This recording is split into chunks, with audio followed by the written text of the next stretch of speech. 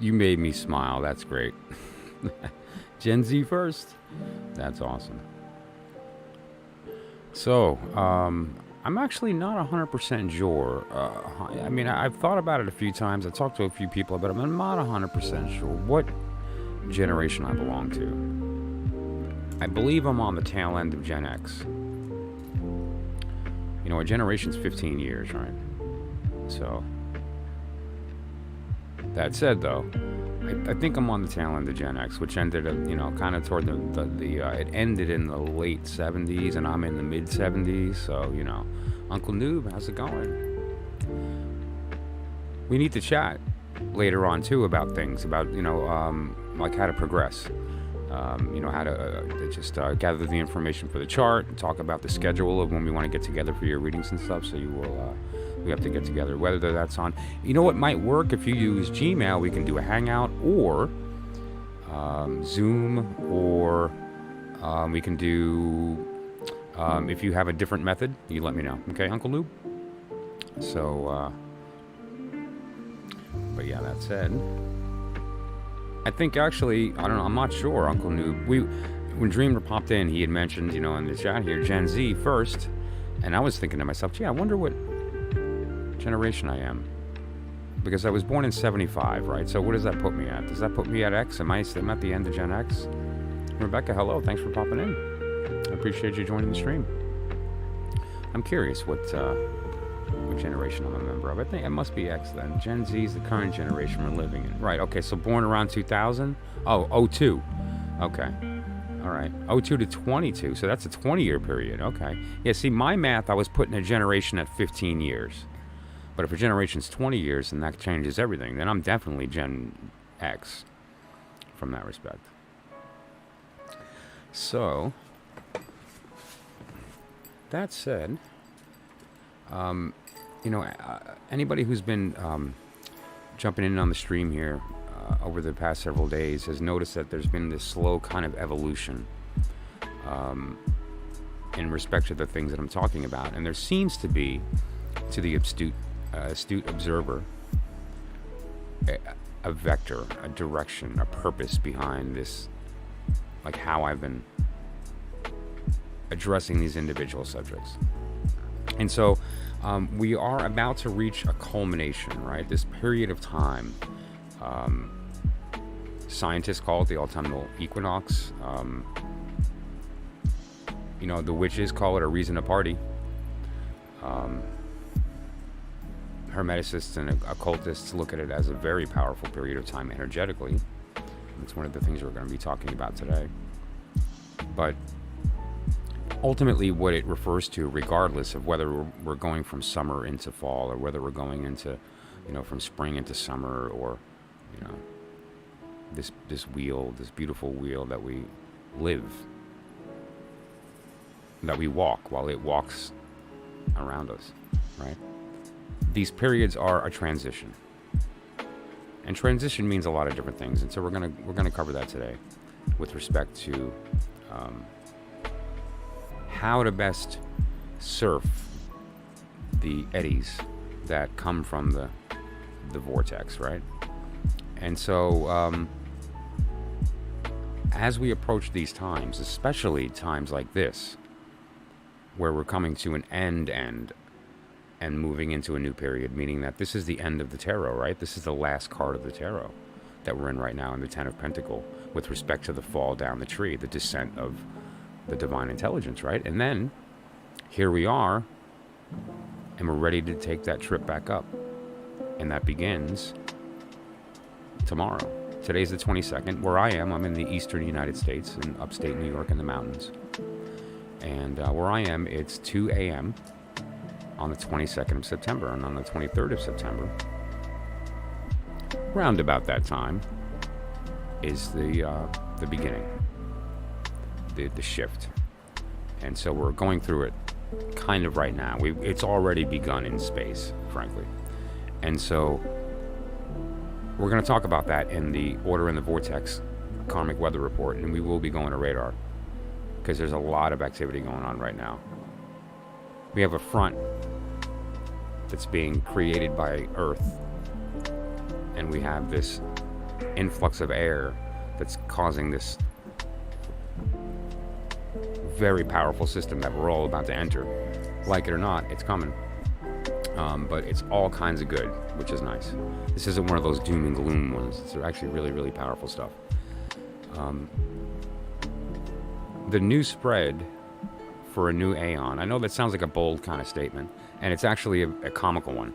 I chose these titles. I started with the Vortex, and then, yesterday's was a new order for the new AEON. And what we're talking about now is a new spread. So what we're going to do is take these steps of revealing this knowledge to where we are right now with our understanding of the decadent and how it plays with the court cards. The goal here is not just to understand the Deacons, but it's also to understand the courts and their interplay, because they kind of work together. They kind of create each other. And so the new spread is something that it's something I've been using for a number of years, and it's something that I've traditionally used for myself and very, very limited for individuals. And due to the compulsion that got me going with this process to begin with, even though I began kind of jumping online and doing readings a couple of years ago on YouTube, and just some things kind of changed and some stuff kind of happened, and it was like, the timing isn't really right, and so let's pause. And when it's right, it'll be right, and we'll go there. Well, this isn't even necessarily the right time. It was such an intense compulsion to share this knowledge that it's finally time to put this out there. At least my perspective of it. I have nothing new to add to the conversation, but I do feel like I can contribute to it. And so, with that note,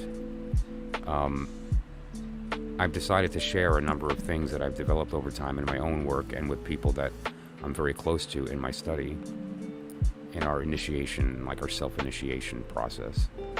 And this is a spread that takes advantage of the full usage of the cards related to the Deacon in that period, including all of the court cards, the ace, and the relationship of the dynamic of the prince courting the princess, winning her, and then what comes out of that process.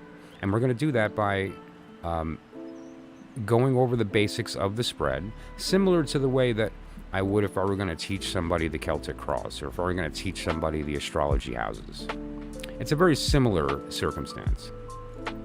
What we're talking about there is the context of the placement, right? And that's what matters. Where the card is determines its context. And so I'm going to cover that really quickly. And then we're going to do a real spread, right? And now the spread requires 2 decks. Now you don't, let me rephrase that. It doesn't require 2 decks, but to really perform it properly and to get the full effect, and you'll see what I mean when I perform the demonstration, 2 decks are preferred. And in fact, if at all possible, one of them should be black and white. One example of, I think, a great way to do that is to get yourself a Waite-Smith, some kind of beautiful version of whatever your favorite version is of the Rider-Waite. I just got the traditional U.S. Game Systems Mini, right? That's what I currently use. I carry it in my car, typically, in my glove box, because it's small and I can just, pull it out anytime, and it kind of fits everywhere on whatever table you're dealing with. You can kind of get done what you need to get done. But also then get the BOTA version, Builders of the Addendum. That particular deck, Paul Foster Case. Paul Foster Case was a prominent member of the Hermetic Order of the Golden Dawn, and then, kind of went off to do his own thing. Very, very brilliant mind. Long story short,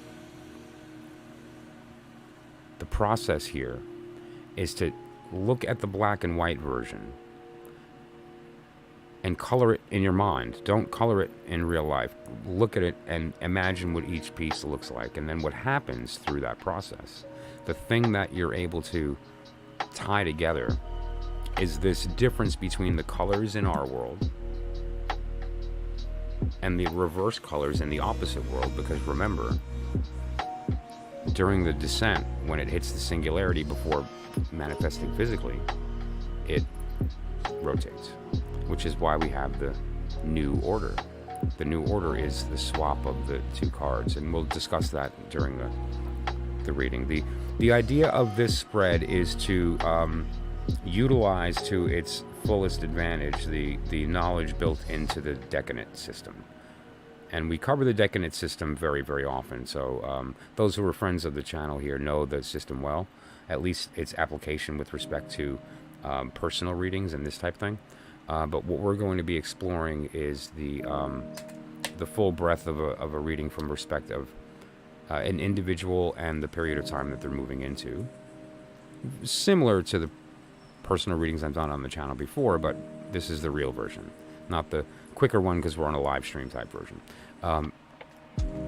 There's good stuff there, but also it can be utilized for relationships and love. It can be utilized for looking at future events, and most importantly, and I kind of touched on this, I sort of planted the seed in the last stream, reading the past. And the idea of using tarot to read the past is a way to, rather than using a symbol system like the tarot to interrogate the future, you're using the symbol system of the events that already took place, your knowledge of the end of the story, to interrogate the tarot. And so what you do is you find the symbolism in the moment of a past event. So for instance, your wedding day. So you go to your wedding day and you do the spread. I'm going to teach you how to do the spread. You do the spread. And you also do the spread for your birth date at the same time. And you'll see why I use 2 decks. It creates this vortex that is able to show you something that you couldn't see otherwise. A perspective that's not possible, which is both at the same time. Typically we get to look up from the tree and we see a myriad of experience and possibility, but we can't see the perspective looking down the tree at the same time. That's the job of our higher self. But what this tool allows us to do, the beautiful gift that we've been given called the tarot, is to do exactly that, to view both perspectives at the same time and give us the ability to really get to the heart, the core of the question that we're addressing. And of course, today's beautiful soul. Today's beautiful soul is based on it was an inspiration that came to me while driving today, and there was a billboard with this message on it, and it's the message in and of itself is already inspiring if you just consider what it's saying, but there's a much deeper message here, and anybody who's friends with the channel knows that there's the outer meaning and then there's the inner meaning, and this is the outer meaning, and I'm going to discuss the inner one. And obviously we're going to tie it to the tarot and the story of your creation, because what is the tarot? It is the story of your creation from beginning to end, includes the end. And I don't mean the end when you leave this form, I mean the end of time, which is where you exist right now, looking back, waiting for yourself to catch up to yourself. And what the tarot allows us to do is to look at our current moment from both perspectives. But when you interrogate the past, you are taking on the role of yourself in the end of time, in that infinite, and peering at what has already been, and the magic, the power that comes from that is something else. And so it's going to be a lot of tie-in tonight with respect to these subjects, which I do often, but there's a reason for that. So the Spotlight deck is Tarot Ceremonial Magick. I'm continuing to use this deck due to the fact that it's so useful with respect to the subject that we are discussing over the next several days until we enter this new period. And so the Tarot of Ceremonial Magick is one of the cheat sheet decks that has all the good information on it, including the Decanate, including the Enochian, the Goetic, the planet and sign system, which basically comes from the Decanate, the angels, and all that kind of good stuff. So it's a really, really effective tool for when you're doing this type of work and you don't want to have to go to the manuals and go to the books and pull out the charts. You can just sort of like focus on the work because the information that you need is built into the cards themselves. So you know what the signs are, you know what the interplay of the elements are, the fiery part of water, the earthy part of air, and so forth, because it's built into the card. And so that's one of the reasons that I chose this as the spotlight. Other than the fact that Milo DuQuette happens to be like my favorite living human, just his the foremost living authority on the Thoth Tarot system, the head of the Ordo Templi Orientis, the OTO, past Mason, past Rosicrucian. I mean, like, you can't beat that as far as his knowledge. And then this insatiable desire to share it with humor, and his ability to do that is just spot on. And so it makes this information accessible. If the Rider-Waite-Smith deck is lies told openly, and Crowley's Thoth deck is the truth, but in secret, then this is the truth told openly. It's just, if you were to experience tarot with the Rider-Waite-Smith Golden Dawn system, and then you move to Thoth, and you actually learned it, and then you move to the DuQuette Ceremonial Magick deck, it's like the puzzle piece that you've been missing. So I really, really highly recommend it. And I don't earn a commission. I've never met Mr. DuQuette. I have no affiliation to their organization or the New Age store that sells it. There is a link in the description if you are interested in the deck. And that goes directly to the New Age store that is responsible for its production. They have a deal with the DuQuettes, and its distribution. So they're the source to go. I don't even know if you can get it on Amazon new. I don't believe you can. Which, if you can, don't, because Amazon has enough money, right? And so that's the Spotlight deck. And personal messages, we're going to be using the method that everybody's familiar with, and that's going to evolve over time as we move into this new period. So that's going to be a lot of fun to kind of see that evolution. And then, of course, random acts of wisdom, which we're going to be starting here in just a moment for anybody who's here. What I do is I basically pull a random card. The deck that I'm going to be using today is Deviant Moon. Okay, beautiful artwork, nice rich color, a very sort of immersive environment, but at the same time it has this kind of almost dioramic quality to the perspective. Everything is really very front and center in the artwork, and it's very texture based. Initially, my reaction to this deck when I started using it was, it's very dark. It's scary. It's negative. And so I thought if I read with it, I'm just going to see all the bad, right? And then I thought, no, I'm a professional. I've been reading cards for almost 40 years.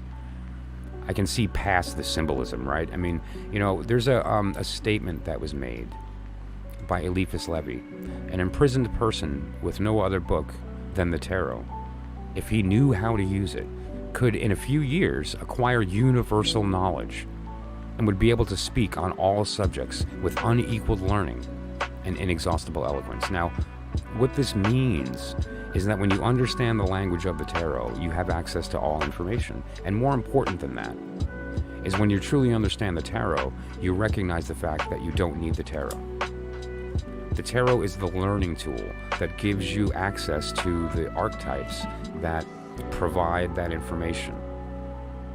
And so you could interrogate your environment with the cards or with your eye. How much red is in the room compared to blue? So there's a little more of the wand energy than the cup.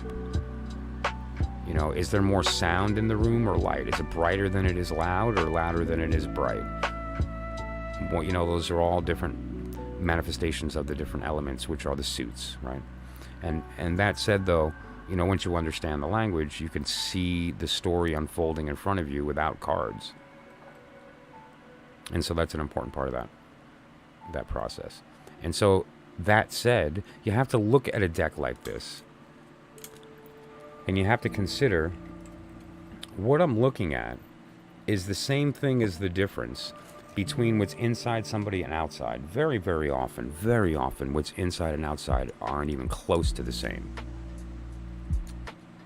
And so the inner soul of this deck is so beautiful when you look past the art that's a little bit sort of deviant and see the message that this artist, his name is Patrick Valenza, just beautiful, the work. And so we're going to use that for our random acts of wisdom today. And so that's what we have planned, right? And then obviously intermixed in that readings, and just to clarify, anybody who's interested in any of the readings that I discussed tonight, or the Celtic Cross, or the astrology reading, or any other, donations jump the line. And how donations work, if I'm in the middle of a talk, and say we're in the middle of talking about the biblical stuff, or the new spread, or whatever the case, once that talk is over, I'll pause, I won't move on, and we will begin the readings at that point, okay? And that's for paid readings. Otherwise, for free readings, once I complete the weather report, we'll go to readings, and then we'll finish the evening with the beautiful soul. So, that said, thank you so much to everybody who popped in on the stream, and let's kind of get going with some random acts of wisdom. Who started here? Dreamer was in the room first. So Dreamer, this is your random act of wisdom. The Lovers. This is a very cool card to pick during a random act of wisdom. We're going to be talking about it tonight. There's the outer meaning, love. There's the inner meaning, lust, want. And then there's the inner meaning, which I'm not going to reveal right now because it's part of tonight's readings, and so we'll talk about the Lovers. Spoiler, Adam and Eve.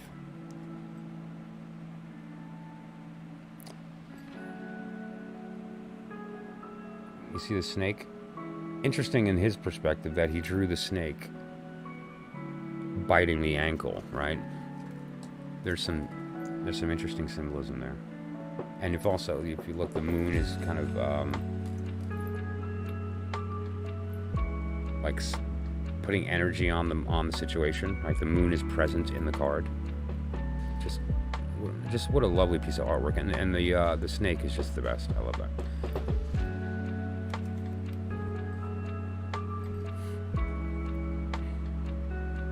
The desire for connection is the short answer. Uncle Noob, this is your random act of wisdom. Patrick decided for a reason to keep the death card with no title. If you'll notice, all the other cards have a title on it. Judgment, right? And there's the number, whatever the case may be, right? But the death card, he did number, right? It has to equal 4. Like, if he wouldn't have put the number, he would have had to have built that into the art somehow. And in this case, he released himself of that burden by keeping the number on the card. But he didn't put the word death. And why didn't he put the word death? Good question. I like to think he didn't put it because the card doesn't refer to death. It doesn't refer to the end. It doesn't refer to it refers to, something we're going to be talking about tonight, but I'll just say that it refers to transformation. Yeah, that's a good word. We'll use that one. So, let's see. Rebecca. Okay, so this one's for you, Rebecca. This is your random act of wisdom. The Four of Cups. This one's been coming up a lot lately. The Rider-Waite version of this is somebody sitting in a tree, almost like they're in a meditative position. At least that's your initial reaction to the artwork when you first view it. And then there's 3 cups in front of them, and then there's a 4th cup being held out by the cloud offered by Divine, right? And in this case, they have this idea of this person like kind of throwing the cup with this like meh, just bored, just no joy, joyless, right? Joyless. Why are they joyless? Because each one of those cups there is a past experience that was sour. A love that went bad, an attempt at something that failed, whatever the case may be, and it caused some type of emotional injury, right? And now that injury reminds you every time you see another cup of those past experiences. And so now what you do is you take the cup that you have, which is actually the blood of Christ. It's like or more importantly, the Empress, which is both blood and milk, the idea of nourishment and suffering, mercy and severity. We have this idea here of ignoring it because you figure, oh, it's just the same as everything else. And the image in the Rider-Waite, when you look at the card closer, you see the person on the tree is sitting there like, harumph. I didn't get what I wanted. Well, you know what, honey? Here's this thing that you totally need, and it's exactly what you need, and if you take this, everything will be fine. No. Right? So that's the 4 of Cups. This has been your Random Act of Wisdom. Okay, so what do we got here?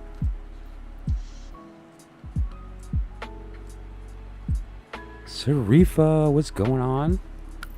Thanks for popping in on the stream tonight. Let's catch up on the chat real quick. Okay, yeah. Rebecca is a millennial. Yeah, 92. Okay, yeah, wow. 92. Crap, I'm about to do math and feel old. 1992. That was a long time ago. Holy crap. I graduated, just to put it out there, people, I graduated high school in 1994. So, wow.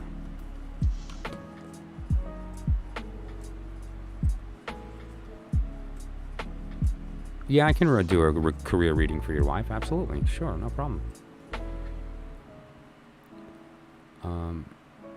I'm a baby boomer on the cut. What? Am I that old? I'm so old, I'm a baby boomer. Yeah, 1975. Baby boomer. I thought the boomers ended like in like mid 50s. I don't know. What is sexuality? Sexuality is the interplay of polarity and gender. They're not the same. Polarity and gender work together and do different things. Sacred sexuality is something I am going to talk about on the channel. I'm just not sure how to do that. I think what I'm going to wind up doing is just doing it for like Patreon members and doing it for maybe some people that it's a subject that requires a certain level, not just of age but maturity. But with respect to that question, though, actually, I grabbed a couple of books in response to somebody's question about learning the tarot, and some that I wanted to kind of address. And they happen to be present here, which is nice. But one of the books that I want to just point out, based on that question you asked about sexuality, it's called The Kabbalion. The Kabbalion is basically, it's written by the 3 initiates, which is we don't really know who wrote it.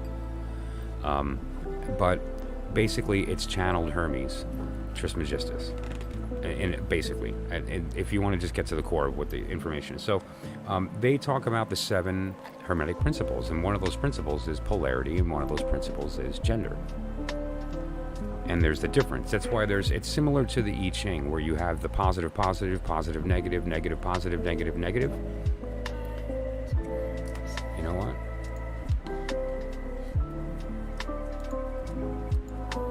Let's jump to the diagram. So you have a positive and a positive, and then you have a positive and a negative, and then you have a negative and a positive, then you have a negative and a negative. Now each one of these is a polarity, right? Kind of like a battery. but that's not true. One of them is a polarity, and one of them is a gender. Now, another way to look at this, which we're going to be talking about tonight, so it's actually very apt, because we're going to be addressing it right now, in fact, is the fact that you have polarity and gender. This is the higher world, where you live right now in the infinite time, and this is the lower world where your body lives right now. This is the place, the world of the wand. This is the world of the pentacle. Now, what does all that mean that I just said? You're going to find out. And I Ching, basically, you have the positive energy, and then you have the negative energy, right? And it's the same thing down here. There's the positive energy and the negative energy. And so, but they're different, and how those interplay determines the actual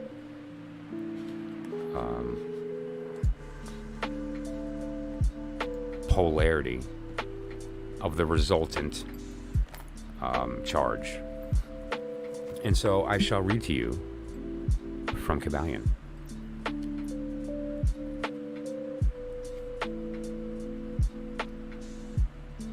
Okay.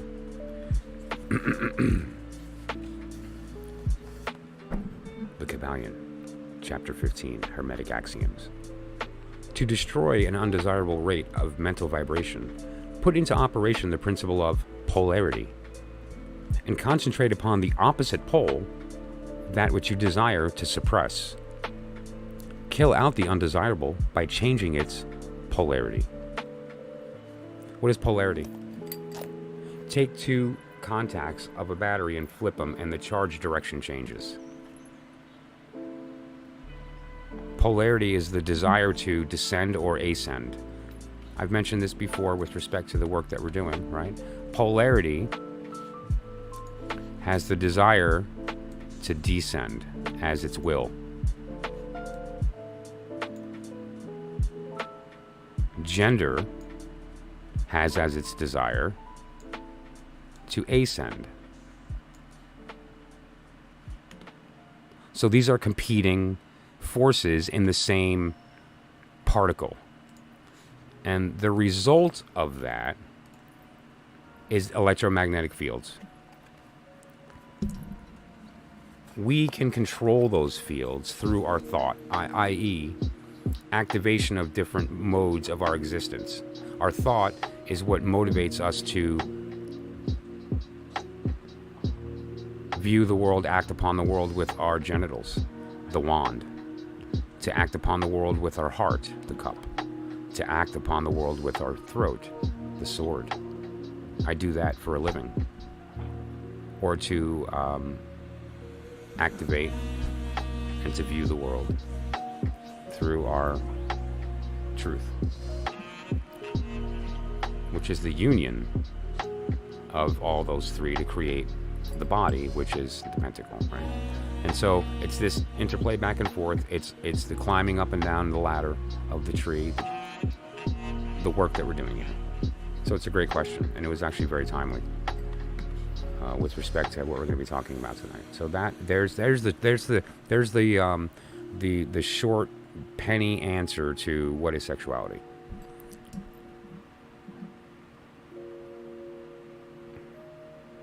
Sarifa, everything's great and better now. You made me smile just coming in.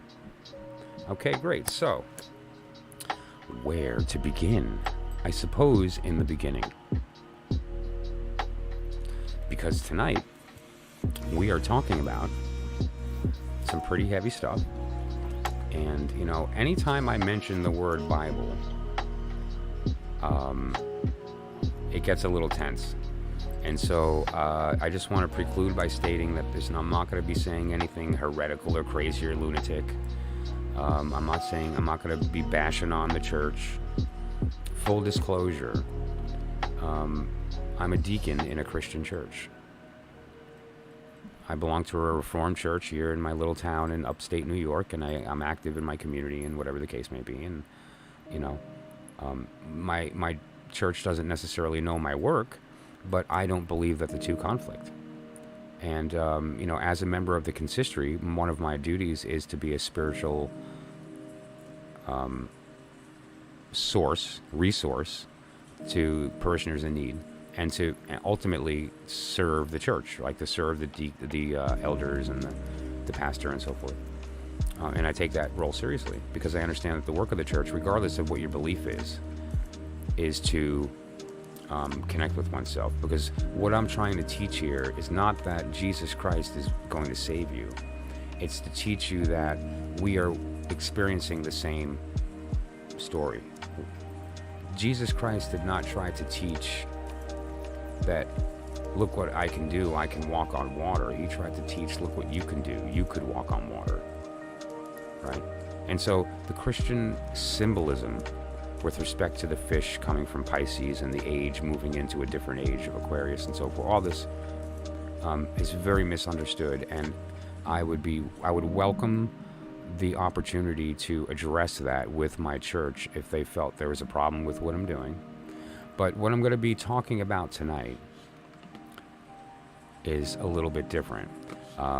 Tonight, what I'm wanting to address, very much with what I do in general with the tarot here, is to tie this to different other symbol systems. I did it with music and color, and connecting it now to astrology with the Deacons system. And one of the things that I'm going to do tonight is to connect it with the Bible. And why the Bible? Because the Bible is, like it or not, from the Western perspective, it is the archetype of our thinking. There's very few people in the Western world whose thinking is not formed by Plato and the authors of the Bible. And that said, regardless of your understanding of those individuals, their motivations, and what they were trying to teach, what they did is build a worldview, and that worldview informs your assumptions. Assumptions are the things you don't think about, you just know. Like when you sit down, you don't think, gee, I wonder if the chair is going to be there, or am I going to fall through it? Of course not. You know it's going to be there, so the question doesn't even enter your mind, right? That's an assumption you have, that chairs are solid, butts are solid, my chair and my butt are going to meet and not pass through each other. That does not even enter your mind. That's the idea of the assumption. That's the idea of the worldview. And so, like it or not, the concepts of the Judeo-Christian way of thinking is part of our thinking. Now, thankfully, we have the truth, the inner order, which is the Kabbalistic system. And that Kabbalistic system gives us access through the beauty of this Rosetta Stone called the Tree of Life to other different symbol systems. And now what the tarot is a pictorial representation, a fractal breaking up version of that knowledge. And so what we're going to be talking about today is some information related to the tarot and the Bible. Now, the first place I want to start is with what actually inspired this. As I mentioned, I'm a deacon in a Christian church, and we get this little booklet, right? And now I wish I could say this to the people that I worship with. It's what's called a devotional, and every day there's a little prayer, and you read it and whatever, and it connects you to the Word and this kind of thing. Now, what I would love to be able to do is to talk to my friends at the church and to say, do you have any idea of the access that you could have to the knowledge that's in the Bible if you knew the tarot? And they're going to go, oh my gosh, tarot, demonic. Oh my gosh, tarot. You shall not suffer a witch to live. Like all this, not divination is evil. Ignorance, right? So, I was thinking to myself, I wish that I could have just a direct example at the moment I need it. And then I read today's devotional just for the heck of it. You can see it's fresh and brand new. I have not cracked it for the month of September yet, but I'm about to with you guys and read today's, okay? And tell me that this isn't speaking about the tarot. So this is for Wednesday, September 21st, 2022. It comes from the book of Luke, and there's a little story. This is the quote from the Bible on top, and then there's a commentary. Right now, I'm not going to read the commentary. It's not relevant. This is their interpretation of this, and that's not relevant to me. What's relevant to me is my interpretation.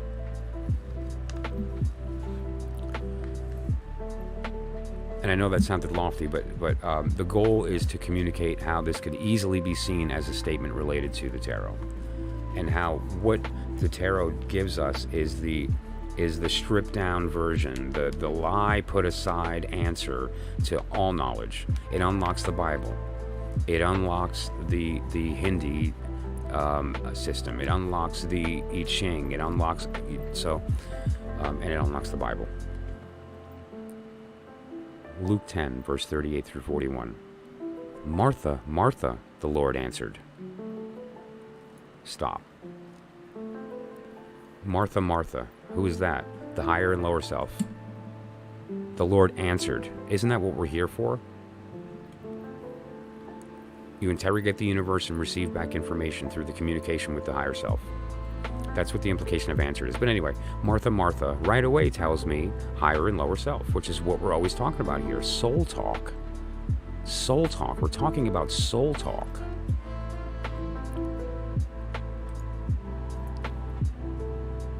You are worried and upset about many things, but few things are needed. Or indeed, only one. Mary has chosen what is better, and it will not be taken away from her.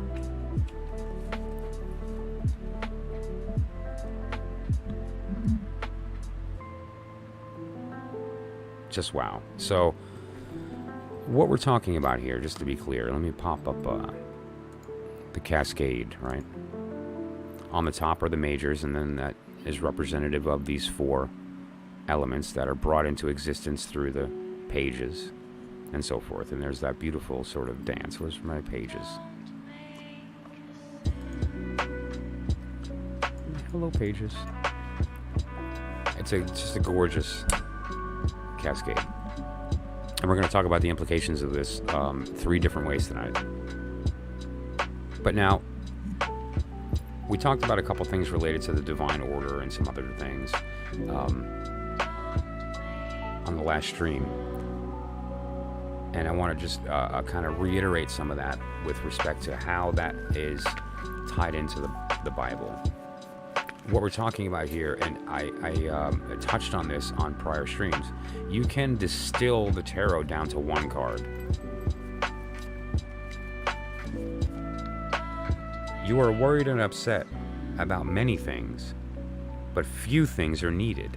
Now, the idea here is you can actually distill all of the small cards into the quartz very, very neatly, and that includes all of the elemental connections, the airy part of water, the fire part of air. We're going to talk about that in a sec.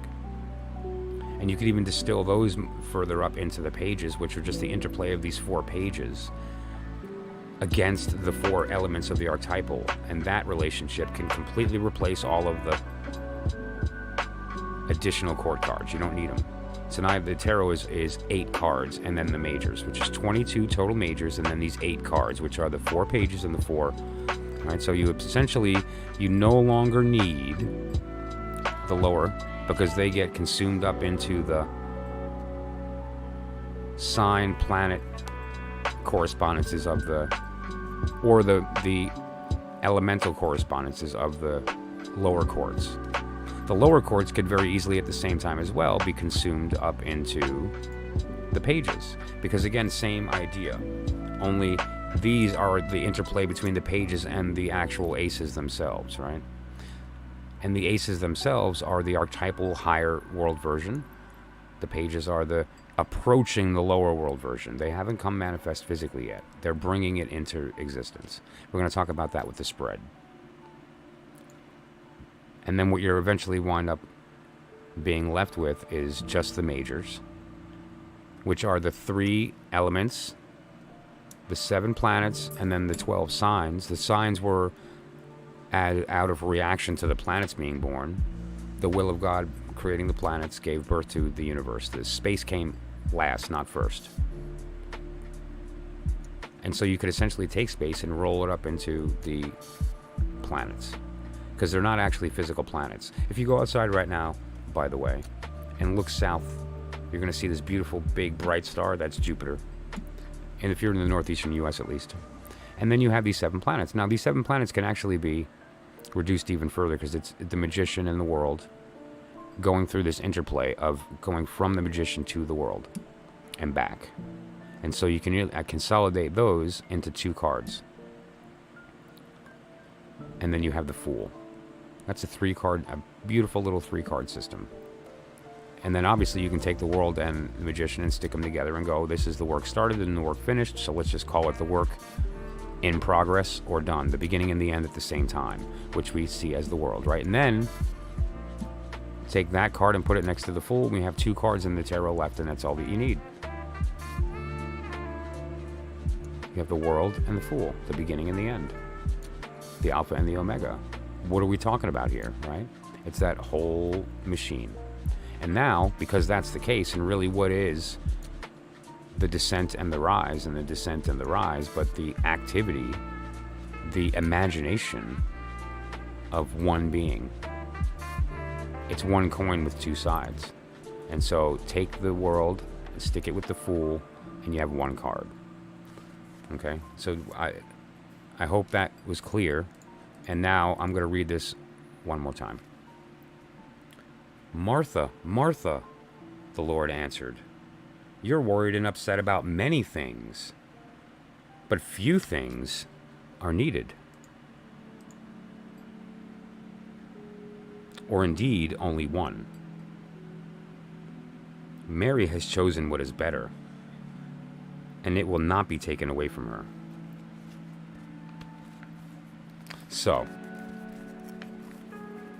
what has Mary chosen that is better? We're going to talk about that tonight. It's this dance of the courts. The dance of the courts talks about the page being courted by the knight. In this case, the prince in the Thoth system. And so, to be clear, Mary chooses the new prince, thus continuing the story of the rise and the fall, which is the goal anyway. The rise and the fall. Where have I heard that before? All right. There's a lot of power in this message here. There's a lot of power in allowing yourself to be open to the basics of the knowledge here, the actual thing that we're trying to talk about before we try to put definition to it. One example of that I wanted to actually mention is a story that's kind of unique. Some of you may have heard this story and some of you may have not. What this story is the Gnostic version of Adam and Eve. So I'm going to find this card real quick and pop it up.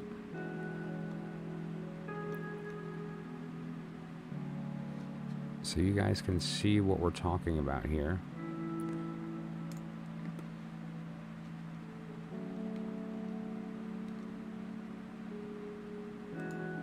Okay. All right, this is Adam and Eve. Let me grab another one real quick. There's about 3 people in the room that know the card I'm going to pop up next. Yeah, okay.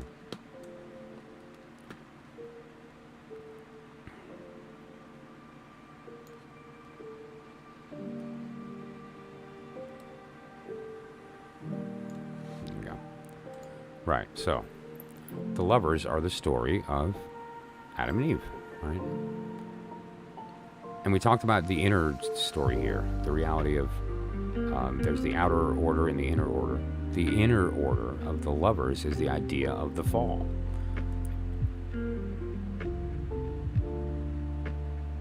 And the idea of the devil is not getting stuck once you have and remembering you're supposed to ascend, right? It's the idea of not staying once you've fallen, which is what most of us are doing. We're just walking around not remembering that we're supposed to go back. And we don't have to wait till die to get there. Turns out you don't have to die to get to heaven. So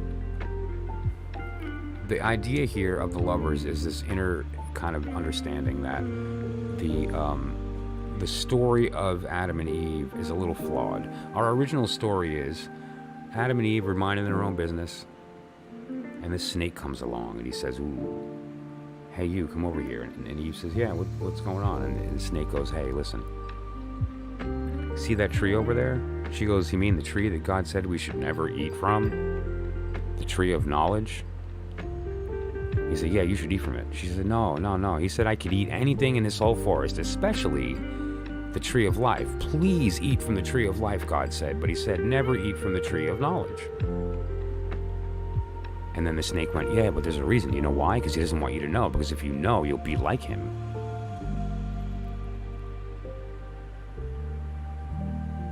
And you will be immortal.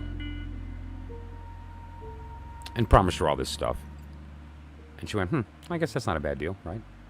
And then, that horrible person, that sinner of a sinning woman, got Adam and said, hey, eat the apple. And the two of them, and all this nonsense and pain of suffering of work and labor and all, it's because it's her fault. That's the story that we were told, right? And that is so not the story at all. And so that is the lie told openly. Okay?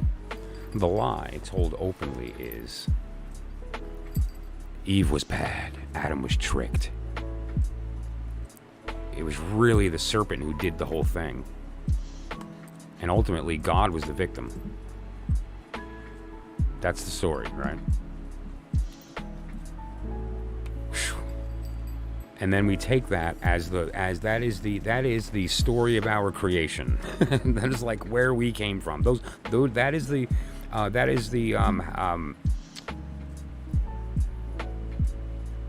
you're sitting around with your family and you ask your parents how they met each other. This is the story of how I met your mother. And then we live our lives with this as forming our thinking. And so here's the truth of the situation. So you have to kind of look a little bit past the language. The language is a biggie, right? The language is one of those things that talks about the fall, the fruit, the why. Let's just first talk about the trees. We have the tree of life, and we have the tree of knowledge of good and evil, right? And so the tree of life is a beautiful image. It exists on purpose for us to know God.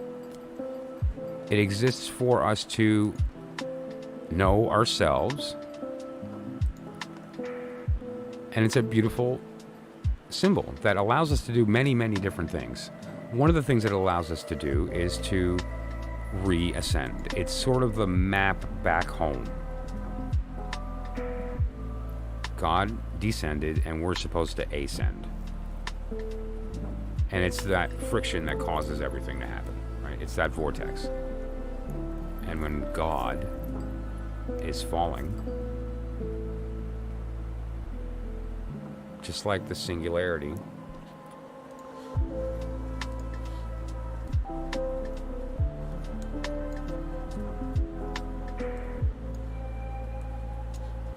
there's a space in between where the will of God is falling and then emerges here and then becomes physical reality, right? The Pentacle. This space is a transitional period, place. And in this space, things reverse. Okay?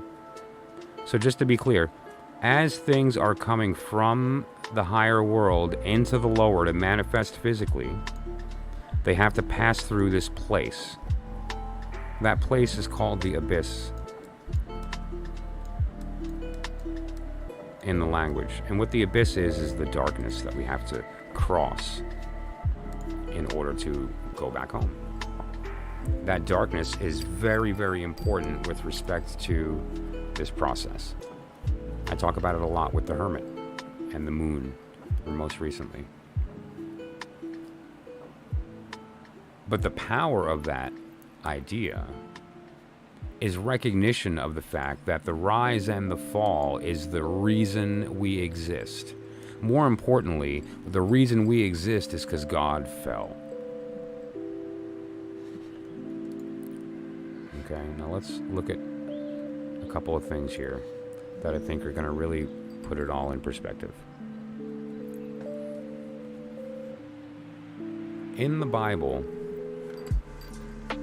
Exodus chapter 14, verse 19 through 21, in the Hebrew, if you start the way you're supposed to, from the right, and count the letters, there's 22 letters in the first verse, right?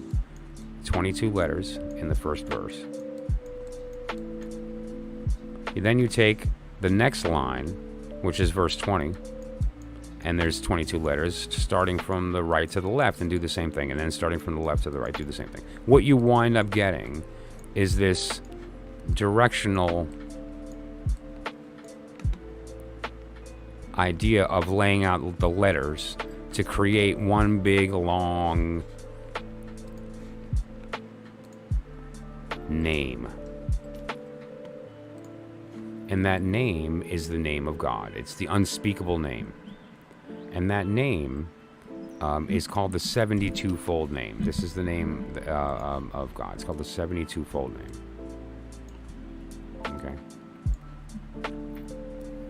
And so, one of the reasons that I think it's unspeakable is because it's not actually a word. It's not actually meant to be spoken. It's meant to be, we'll get there, but it's not meant to be heard with the ears. This is kind of the idea, like they talked about how Metatron had to speak to Moses on the mount because the voice of God would have destroyed Moses, right? It's like, but that said, there's this idea of the 72, right? And so what we're looking at here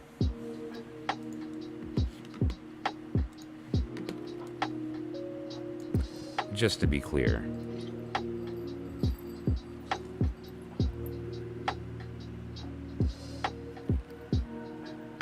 I'm not sure, actually. I don't think I need the whole diagram.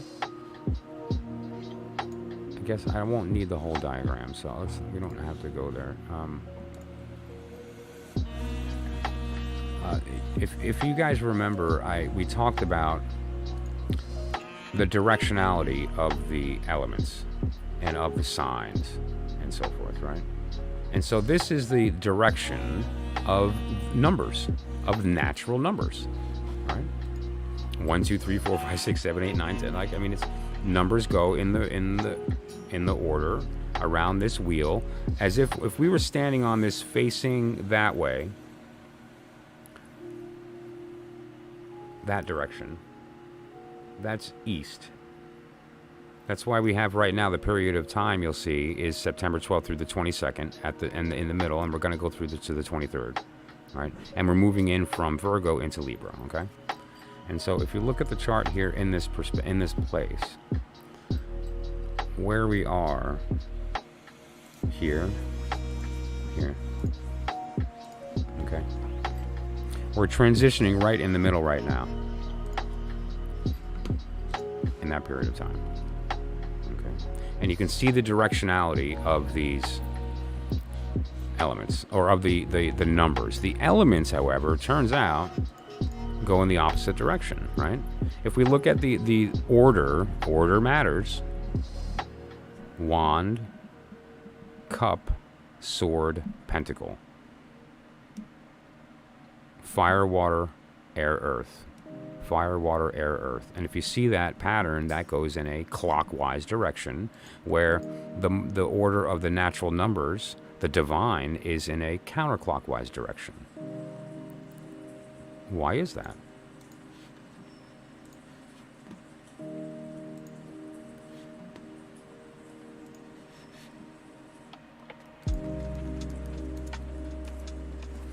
Because the idea here of what we're talking about is the idea of your higher self descending this tree in a very specific way. I'm not going to draw the actual way, but basically down and manifesting physically. You are going through the same trip, but you start at the bottom and you're working your way up this thing till the top, where you get back to where you started, which is the higher self. Okay? This is the abyss that you have to cross. Now, that's the extent of the Kabbalah. I'm not here to teach you Kabbalah. There's a lot of good resources for it. It's something I have a very deep, deep love for, and something I could talk about forever. But I'm not here to do that. I'm here to talk about tarot. But that said, this is tantamount to the process of how to use the tarot. The understanding of this concept of going up and down the tree. Kundalini, you name the system, there's a version of this idea of the rise and the fall, the consumption and creation, the descent and the ascent, and all this. And now what causes this is the vortex. Or more appropriately, the vortex is caused by this. And so this idea of the elements and the numbers turning in a different direction gives us this vortex.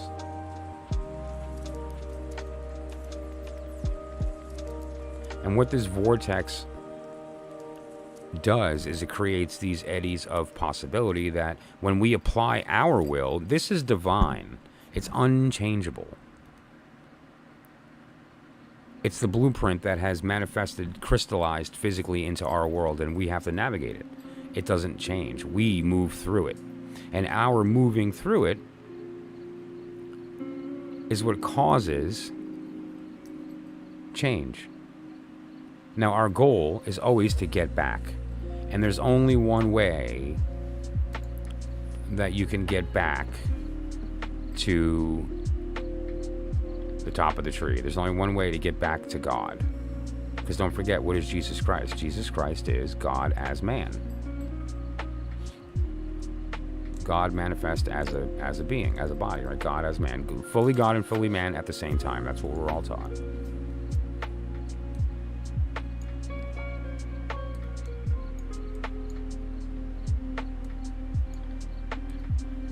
We've all seen this. Is the divine name.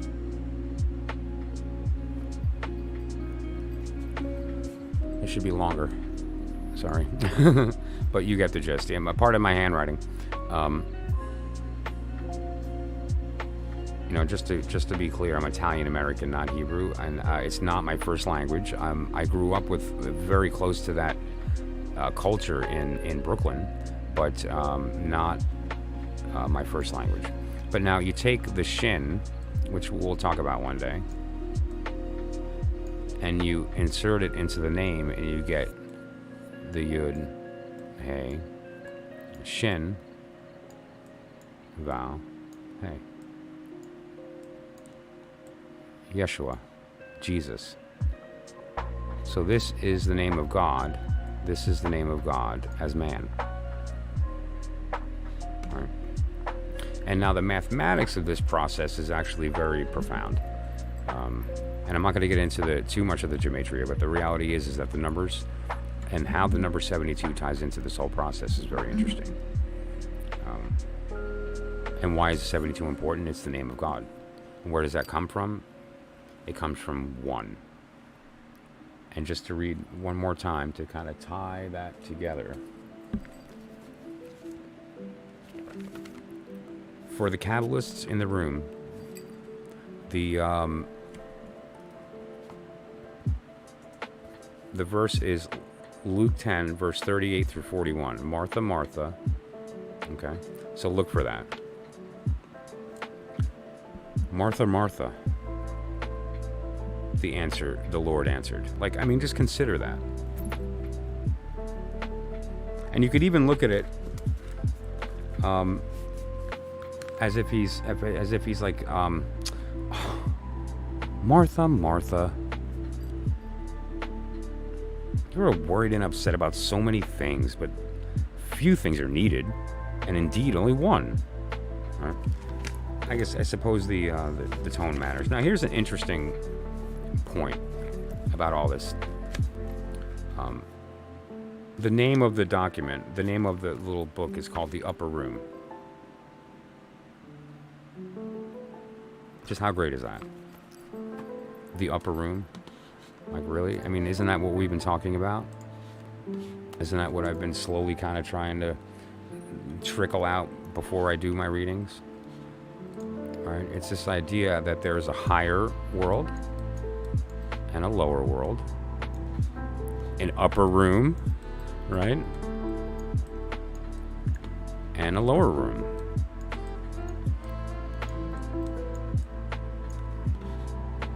And so when you consider this circumstance, it really all makes sense. Like I talked about before, the wand and the wand. And in our world, next we have the cup. But in the higher world, we don't have the cup. We have the sword upside down. In our world, we have the sword.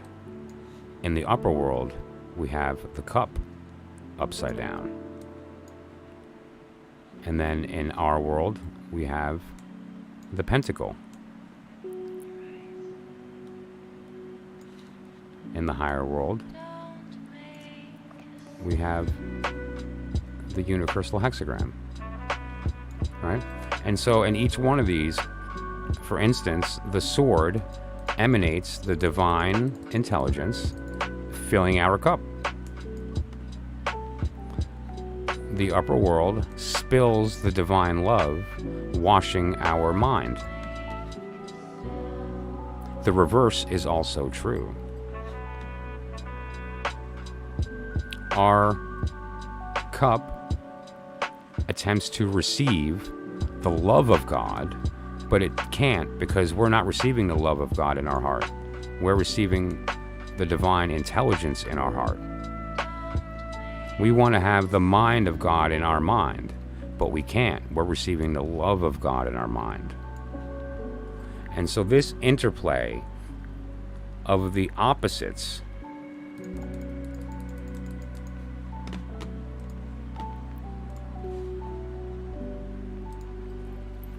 is a very important thing to understand about what I was trying to get across with the New Order. The New Order is switching the order of the two middle elements when doing readings related to the higher world. The way it works now works.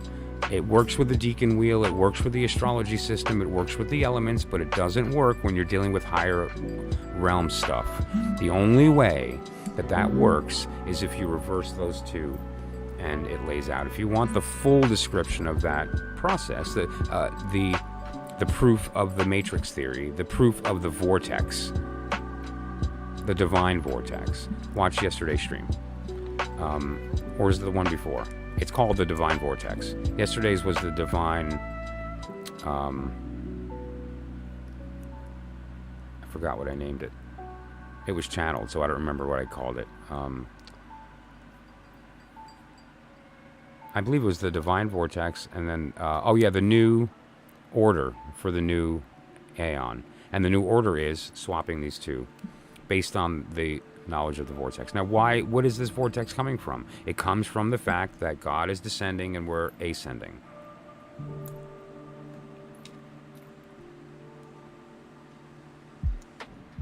There's a very, very profound, deep secret behind what I just said that we all seem to ignore, and it's not a secret that's being kept from us and someone's hiding it from us, but it's just not a readily available secret.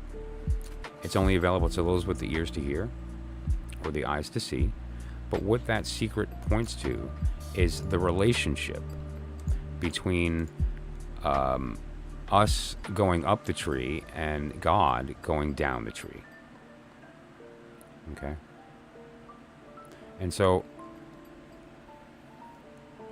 what we're looking at here, this order is our physical world. This is not the divine order.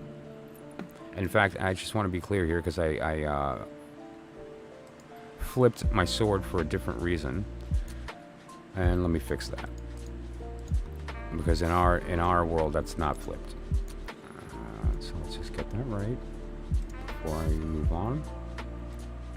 Okay, there you go. So this is the this equals the wheel. They're the same. Okay. What we're looking at when we look at this idea here the trumps on top are visible all over this wheel. The first three are the three elements of fire, water, and air. So they appear anywhere you see fire, water, and air. And what I mean by appear, fire, water, and air is anywhere you see the colors red, blue, or white. Anywhere you see red, blue, or white, whether it's in the larger sections or in the little deacon planet symbols, is the presence of those three cards. Then you have the next 7, which are the planets. And where do we see the planets? We see them as actually the personalities of the deacons. The decadent that we're in right now being the 10 of Pentacle, and we're moving into the 2 of Sword. You can see that in this right here.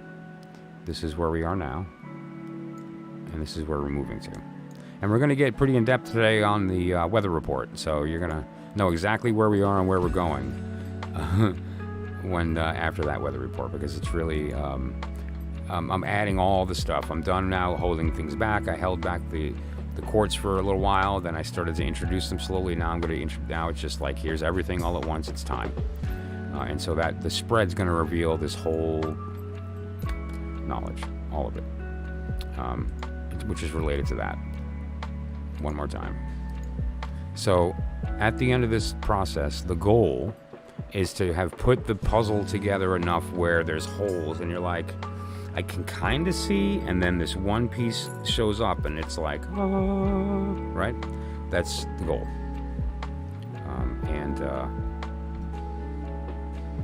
As we continue through the process this evening, there's going to be a couple of subjects that kind of tie back and forth, and so we'll jump around a little bit, but the point is to get to the heart of this knowledge. So that said, when it comes to the idea of the tarot in the Bible, oftentimes the first place that you want to go to is numbers, like the number 12 tribes, the 12, well, there's a number 12, the 12 apostles. I think it's kind of hard to think about the 12 apostles and not think about them being related to the signs, to the moons, right? Like they have some lunar influence. The 3 wise men? Come on. Who's going to sit here and tell me that they don't think the 3 wise men are the first 3 tarot cards? And the baby Jesus is the magician? Like, really? Anyway. And Mary and Joseph are in the lover's card, right? But so long story short, it's really, it's not accidentally symbolic of that system. It's the fact that the system itself, Christianity, is a holographic representation of the truth. It's just another color coming out of the spectrum of truth, the light of truth shining from above into a prism that is the middle of that singularity, and then cast into our world in different colors. The spectrum broke up into a rainbow. One is Christianity, one's Buddhism, one is Hindi, one is, you name it. So, that said, this is access to that, regardless of your faith. It doesn't matter what you believe as long as you do. And the only thing you need to believe in to be real is the idea of you and your higher self are a separate thing, but the same. And the difference is that it is infinite at the end of time, and you are finite, stuck in time. They are opposites of each other. I like the symbol for the yin-yang that spins into each other, into itself, and each one containing a seed of the other, but I think there also needs to be this idea of bigness and smallness as well, which is kind of there in how it like terminates. And so, consider that idea of what we're actually talking about here in our relationship. But what it all really comes down to is the ebb and the flow, above and below, of these crashes of waves against these elements. Right?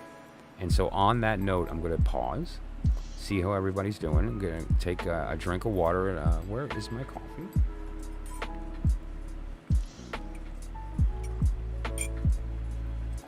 And from that point forward, I'm going to be referring to different language now. I use the word God, and I love that word. It's simple. It has an immediate connotation. But I don't like using it in public related to spiritualism, because it seems to have an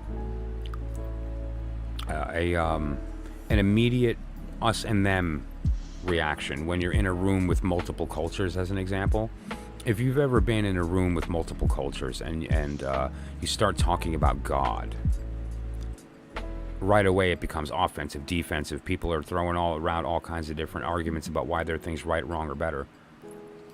What we're trying to do here with these tools, is to recognize that these tools allow us to unify all religion, to unify all message, so that there is no difference, that we learn the fact that there is no difference, and that the difference is the lie, that they're all just different paths to the same truth. And what is that truth? I've been teaching it since the beginning of the channel, and I'm going to continue to, for whoever will listen. Because the goal is yeah, I like to do readings, and I do them, and I enjoy doing them, and I happen to believe, and I'm proud to say, I think I'm pretty good at it. But because my goal in approaching the work is to find the answer, and not the answer from the cards, the answer from you, the real you, who knows the answer because they lived it already. They're not asking, they're remembering. My job is to speak to them instead of you. So when you come to me asking a question, if it's free, okay, I pick the question, I pick the spread, I give you the answer.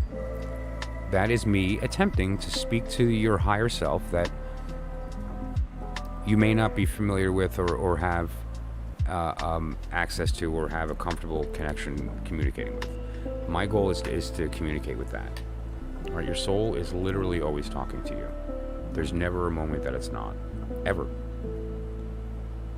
But it gets drowned out by the world, right? And our job is to try to weed through that so we can hear the voice of our soul, and know our true will, and know our true intelligence, and know our true reason. And we can apply that to this unchanging reality. Right? This unchanging reality that we have here, it's not just the blueprints. It's the blueprints, but along with a search engine. It's like, imagine having a search engine and blueprints to the steps of your literal existence, to literally the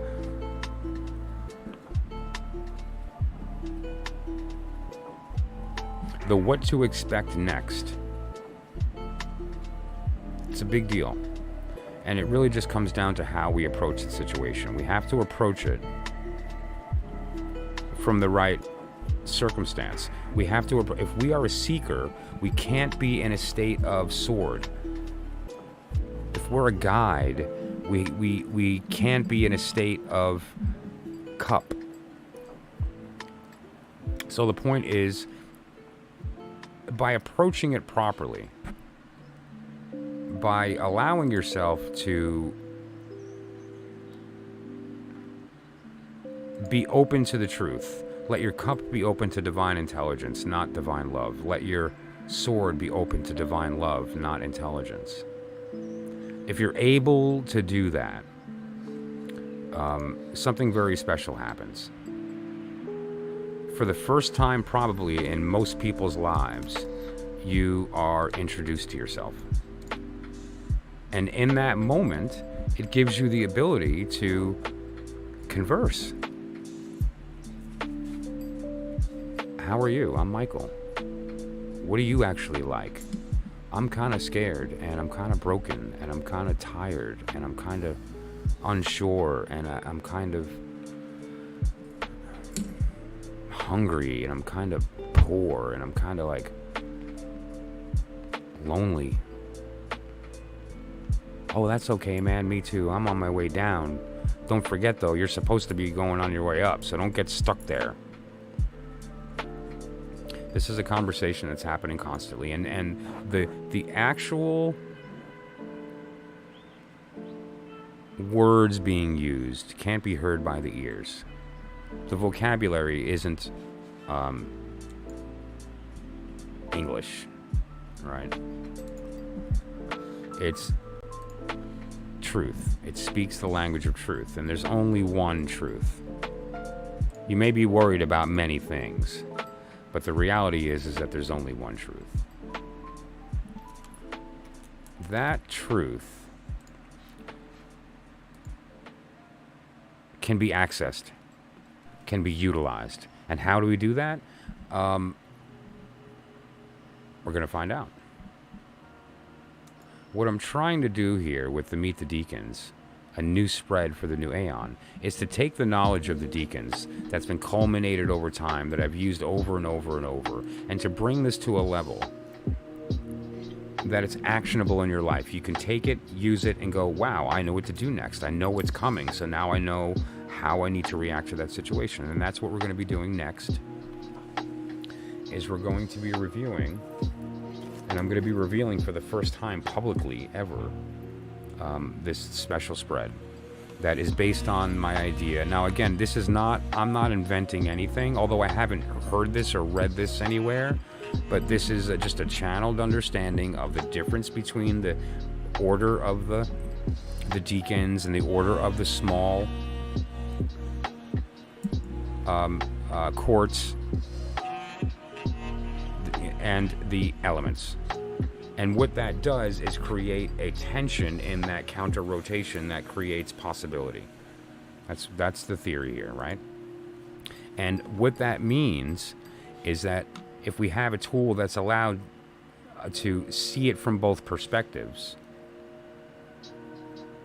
don't forget what I talked about is that it's like looking at the coin from one side. You can't see the top, and if you look at the top, you can't see the bottom. What this allows you to do is to see it from both sides. It's really a special reading.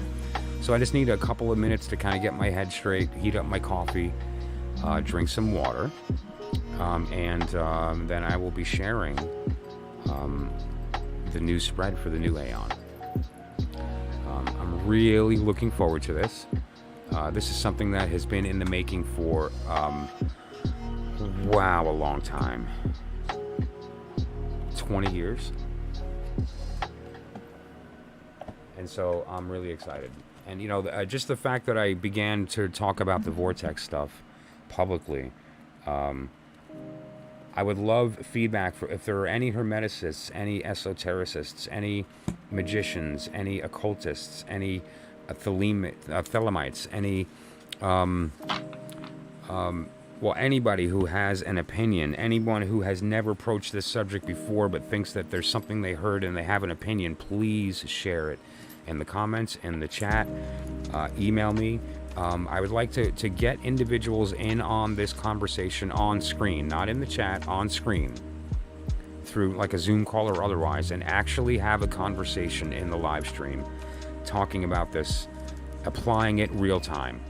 Doing readings for people real time while other people have cards out too, and we see the different effects together as we move forward. So whoever's open to that, let me know, and I'm going to make it very obvious. Don't worry, it's going to be a big deal when everything's ready, because I'm putting the course material together. It's time. It's been decades. I'm doing it.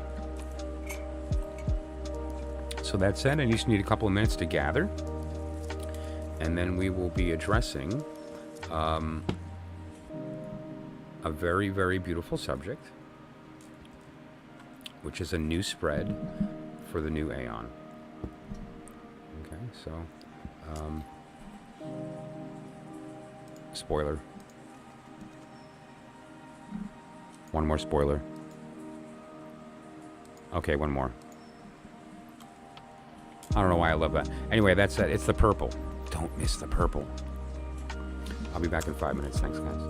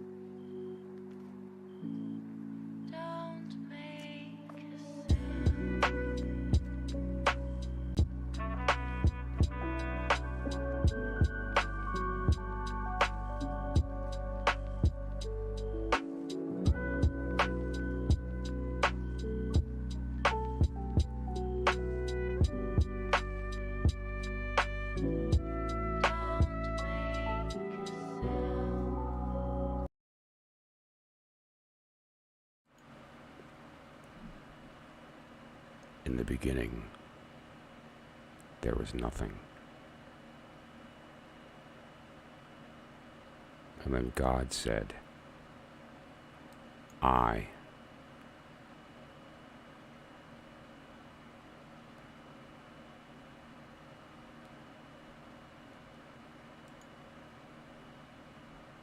We have the wand pointed up, the will of God. We have the sword pointed down, dirty, raining its divine intelligence on the world. We have the cup spilling the ashes of its burnt self in the form of love.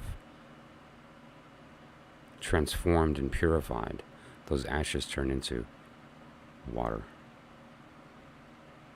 and wash clean our thoughts. And the pentacle, pointed up. This is the divine order. This is not the order that works in our world. This is the order that works in the higher world. And that's what we're talking about today. We're talking about the idea of access to the higher world. The goal of that access is nothing short of conversation with ourselves. The self that was born at the beginning of time, that exists at the end of time, that knows the beginning and the end of the story. But this is a special story. This is a story with 22 chapters and infinite pages. A story whose which ending is known, but we get to rewrite. We participate in the story real time. From one perspective, we're watching the story unfold, and from another, we're simply observing the past. Which perspective you take is truly up to you. We're often taught that you can't serve two masters. You're either in the lower world or the higher. I disagree. I believe with the correct tools and the correct understanding that you can access this place, and in doing so, for the first time in your life, to know yourself.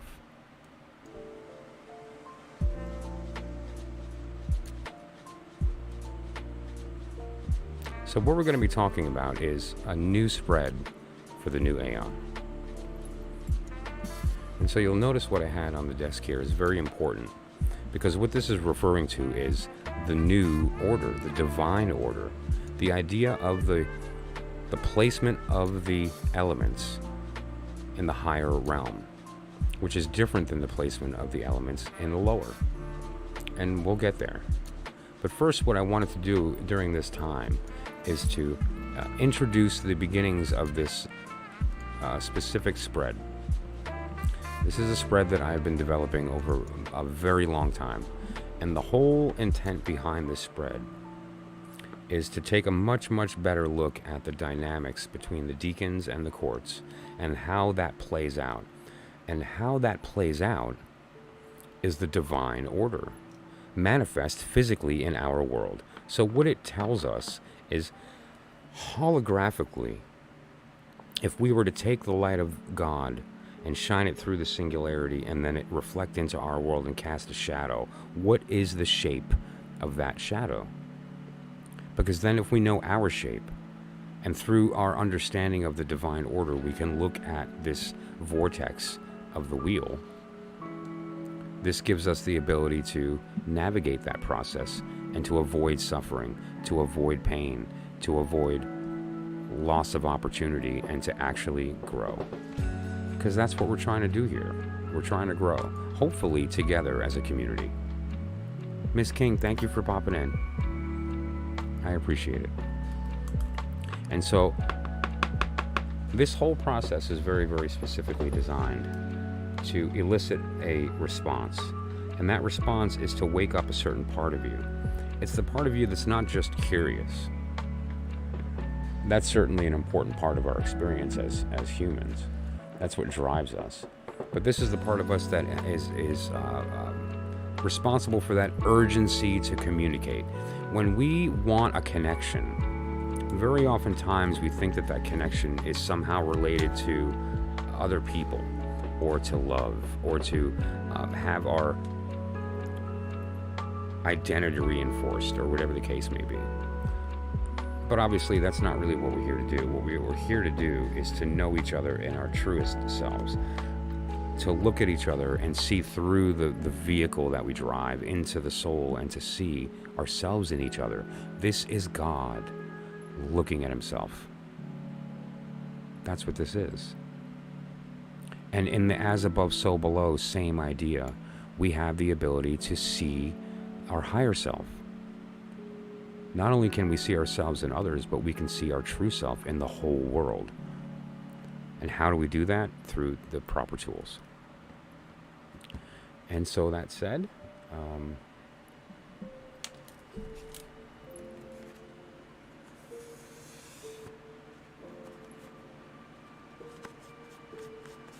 I love the smell of incense ash. Who's with me? This is a beautiful mix too. I have some really good fresh scented stuff that is some of you will be experiencing very soon, actually. And then my traditional Nagshampa, which is more of a prayer smell, although I do burn it on streams as well.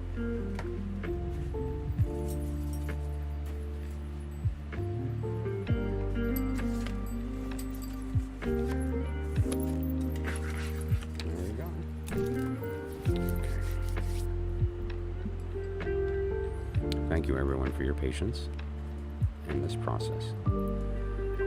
So what we're going to be discussing here is a new spread for the new AEON. I call it the Divine Vortex.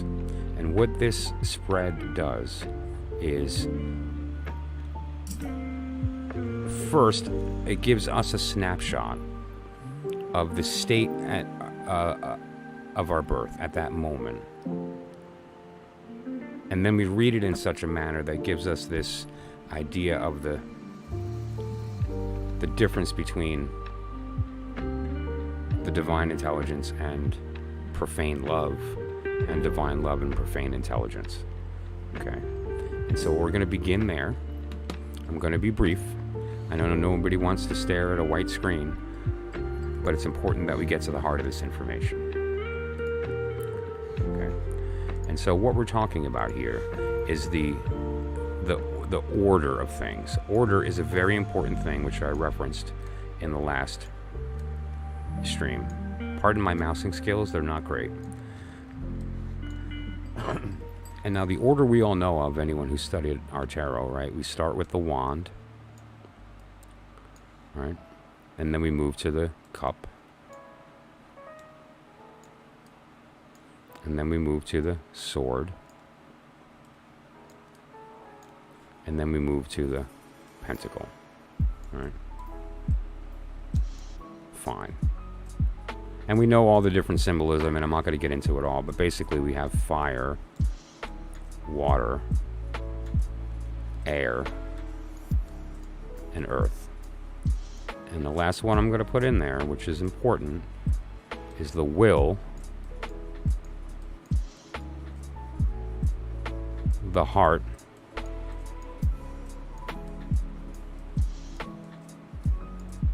the mind, and the body. All right. We talked about the states of matter: solid, liquid, gas, plasma. We talked about the strong and weak nuclear, gravity, magnetism. We talked about all these different things. Right. The point is, order matters. But now, what I discovered in my work over the years is that the order matters, but it also matters that we understand the difference between the upper and the lower world. Because what we have here is the wand, and then we have the sword, one giving birth to two. This is one, this is two.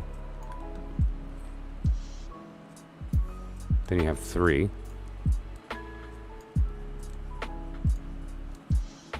Right, we talked about this, the surface. And then we have four. Four is the pentacle. In the higher world, it looks like this. We have the 4 points. And then we have a very special thing that we'll talk about some other time. But this is essentially an 8-pointed object. It's essentially, if you have a surface and you put a point anywhere that doesn't lie on that surface and you connect these 3 points, you have a tetrahedron. That's 3D.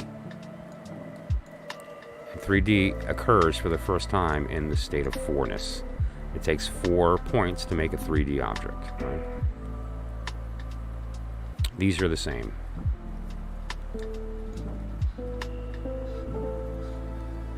Right. Okay.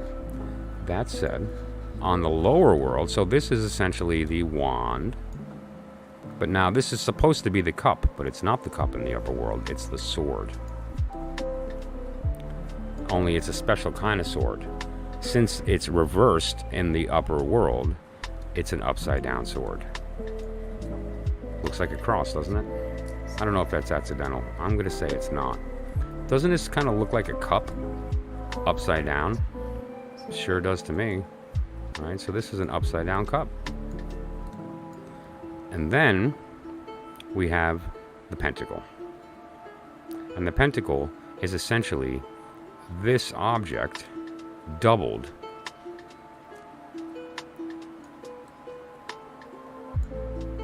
As a 3-dimensional counter-rotating object, which I've shown before here on the stream and I'll mention later. And now in the lower world,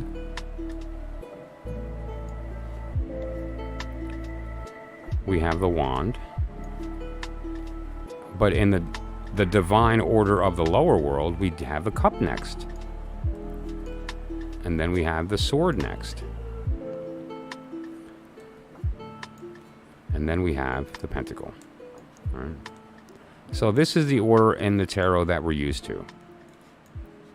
And that you'll see here on the wheel as well, right? We have the order that we're used to is wands, cups, swords, pentacles. And as I said, the elements go clockwise. The elements of the... If you notice the elements of the court cards, the court cards go wand, cup, sword, pentacle, okay? Clockwise. However,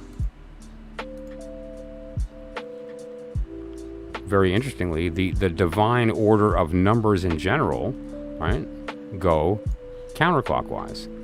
The order of the signs, of the actual the zodiac signs go in a counterclockwise order. And so all this is referring to is the fact that what's happening in the upper world and happening in the lower world happen in different directions. And I've talked about this before, but I'm just going to drive the point home right now before we move on to the actual reading, to the spread itself. What we're referring to is the descent down the tree and then the ascent back up. And in the middle is the abyss.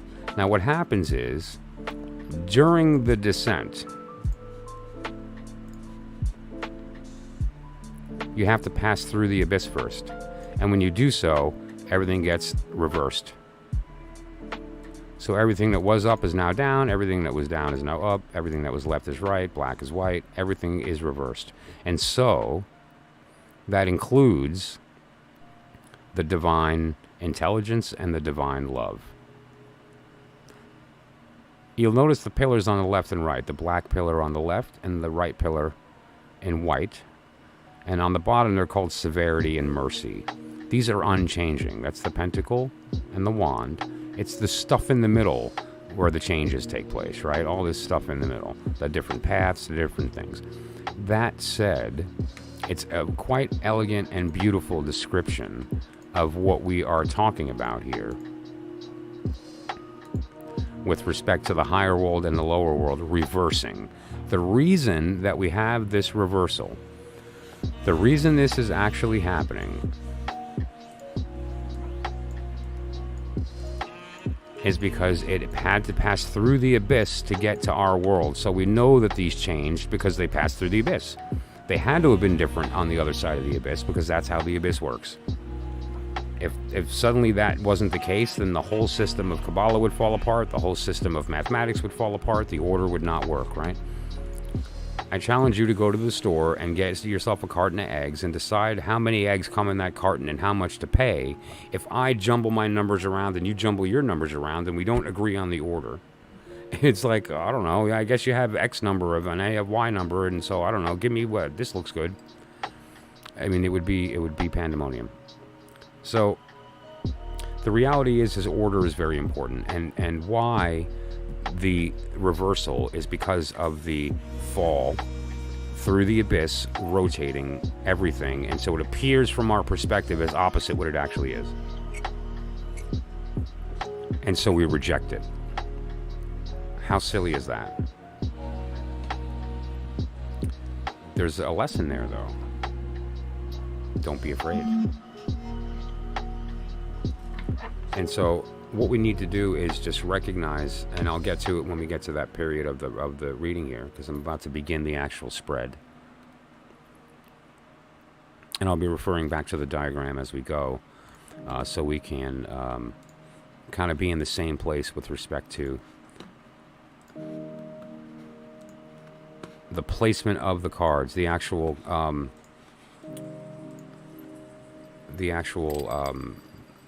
context within the placement, right? The positional meanings, the positional correspondences. So, first thing we do, obviously, when we're approaching the Deacons, is to locate the cards relevant to the period of time.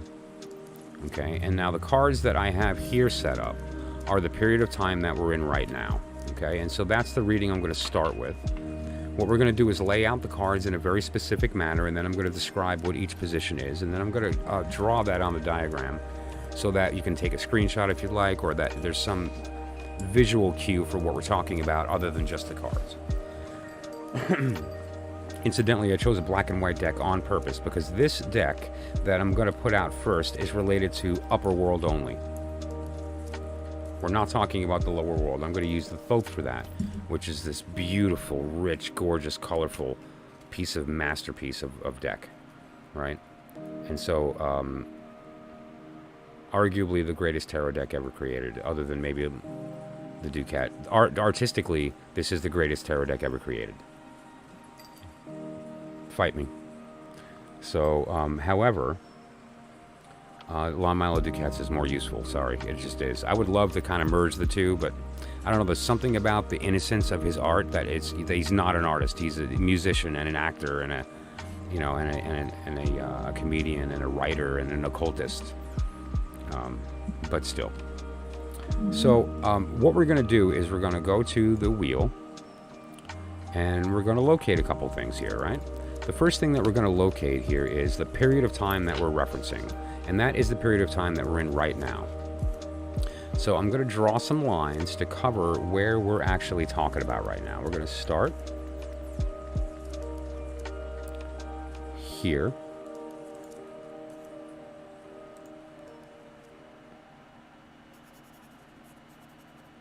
We're going to go up to this queen.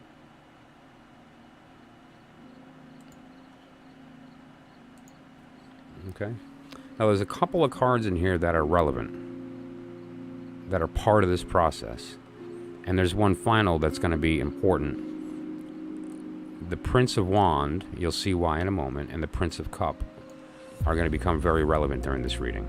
The princes are an important part of the courting process of the princesses. The princess here and the princess here.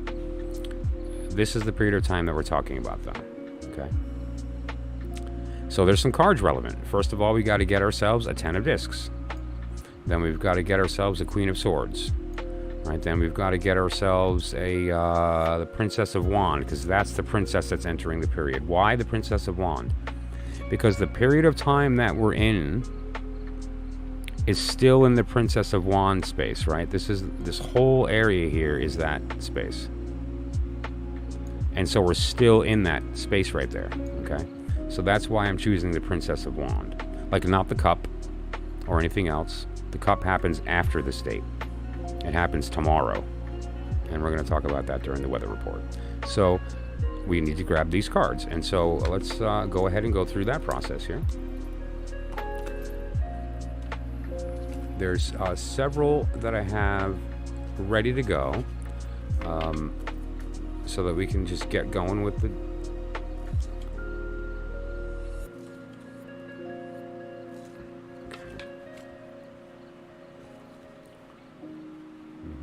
Hermit, the Ace of Wand, the Princess of Wand. Okay, that's going to go like that. The Queen, the 10, and then, okay. All right, there we go. So I got all the cards here that are relevant, and again, you also, on top of the cards that I just talked about, which are part of the decade here, we're talking about the Deacon itself, the 10 of Pentacle, the relevant courts, the Queen, the Prince. Notice I didn't pick the King, and we'll talk about that. The Prince and the previous Prince and the future Prince, and the Major of the period of time, which the Major for Virgo is the Hermit. Okay, so, and again, I'm going to lay all this out, and then we're going to go from there. So first, I have these cards here, and let me put this aside.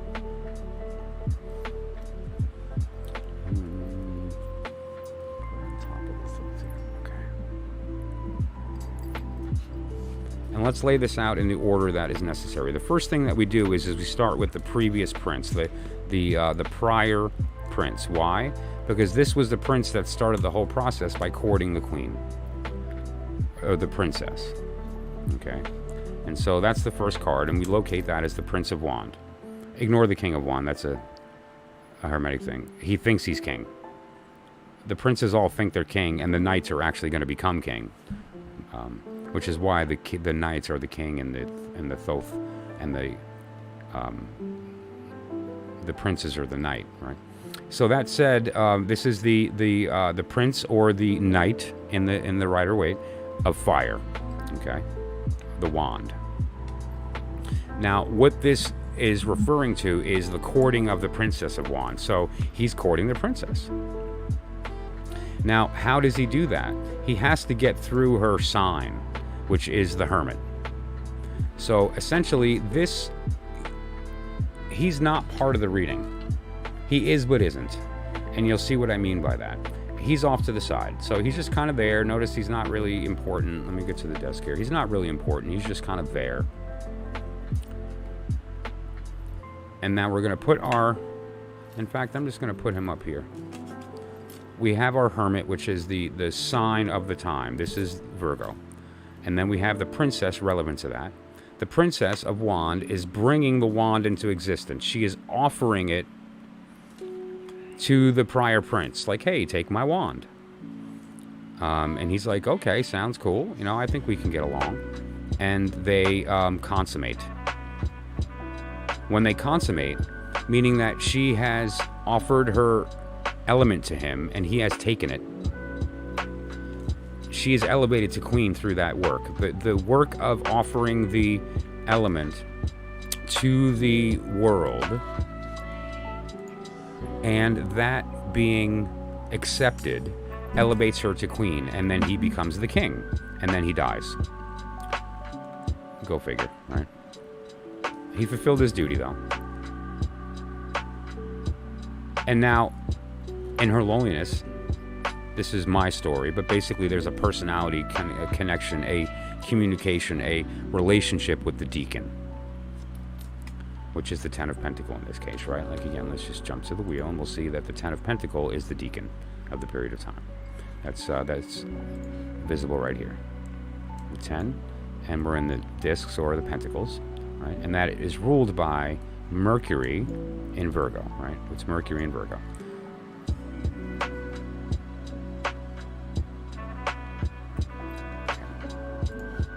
So, now, the final card I'm holding in my hand is the next prince. Why? Because remember when I said that the prince and the princess consummated? They did, and now, as the queen, she's pregnant, and she gives birth to the next prince. So what we're looking at here, just to be clear,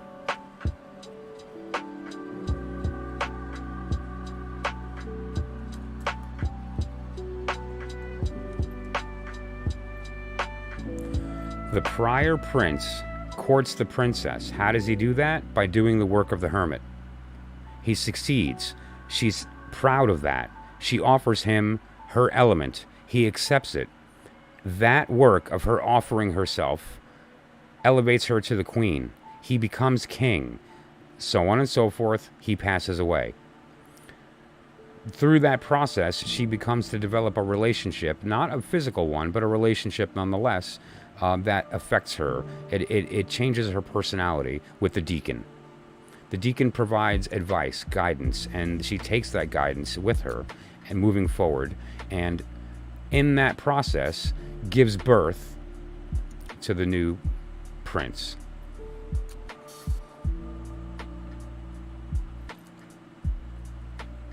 That's the story. Okay? Now, what we're going to address next is the positional meanings. So this is the layout, and why I laid it out this way and told that story is so that you understand the logic behind the positions. The knight sees the target of his desire. He attempts to win her by going through the work of the major of the period. He does that work. She is impressed and offers her element to him, which he takes, elevating her to queen.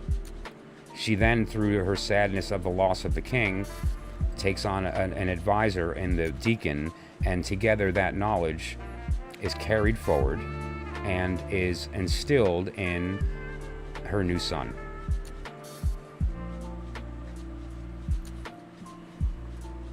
That's the story of the courts. Now, that's the story of these courts. Remember I said that we have the power to rewrite the story at any moment, and that's the reality here. So, other readings, the king will be visible and apparent as opposed to the prince, or some other, like there's cards that pop up based on your positions on the wheel. In this particular circumstance, we wound up with the princess and the queen. If we were a day earlier, we would be with the king instead of the queen. Do you understand? So, now what I would like to do is to talk to you about the positional meanings and what we're talking about here. The first thing that I mentioned is the prince winning the princess through the work of the hermit. So you would interpret that in exactly that way. I want. object of desire, what it takes to get that to take place. Then you would look at these here as the divine order.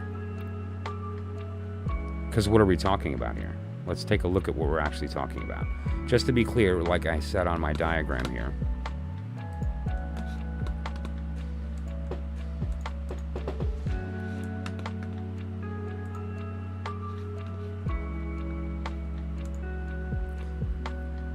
the wands on top don't change. The wands on the top and bottom are the same. They don't flip. They don't flip with the pentacle or anything like that.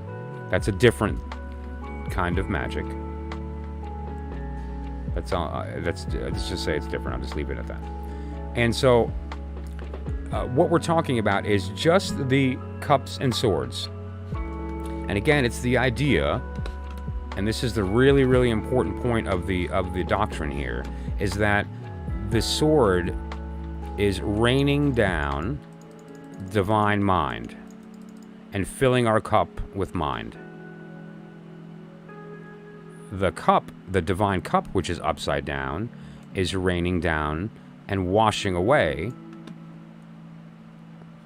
with divine love our profane mind. Okay, so what we're getting at here is the idea that this card is the wand. It is the divine and profane will at the same time, and we're going to interpret it, don't worry. And then we have here God's divine mind, your higher self, your divine mind, your divine love.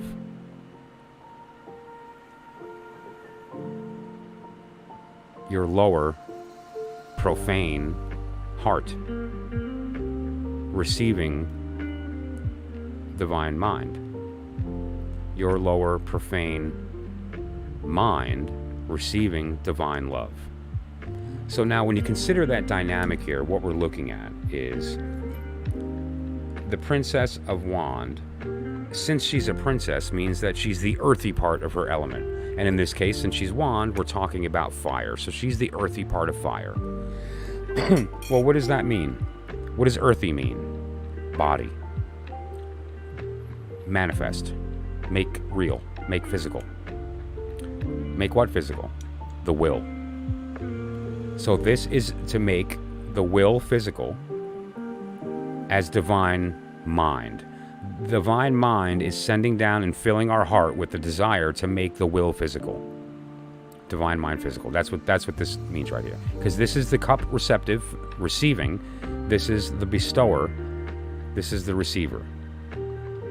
What is it giving? Divine mind. What's it filling? Our profane heart. What is it filling with? Truth. What is that truth? The Princess of Wand, which is the idea of the earthy part of fire, or the idea of bringing into physical manifestation the divine will. Now we move to the divine love, the upside down cup pouring onto our profane mind, and that's the Queen of Swords.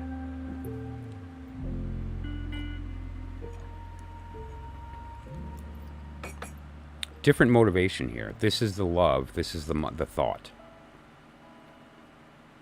Being, thinking, feeling.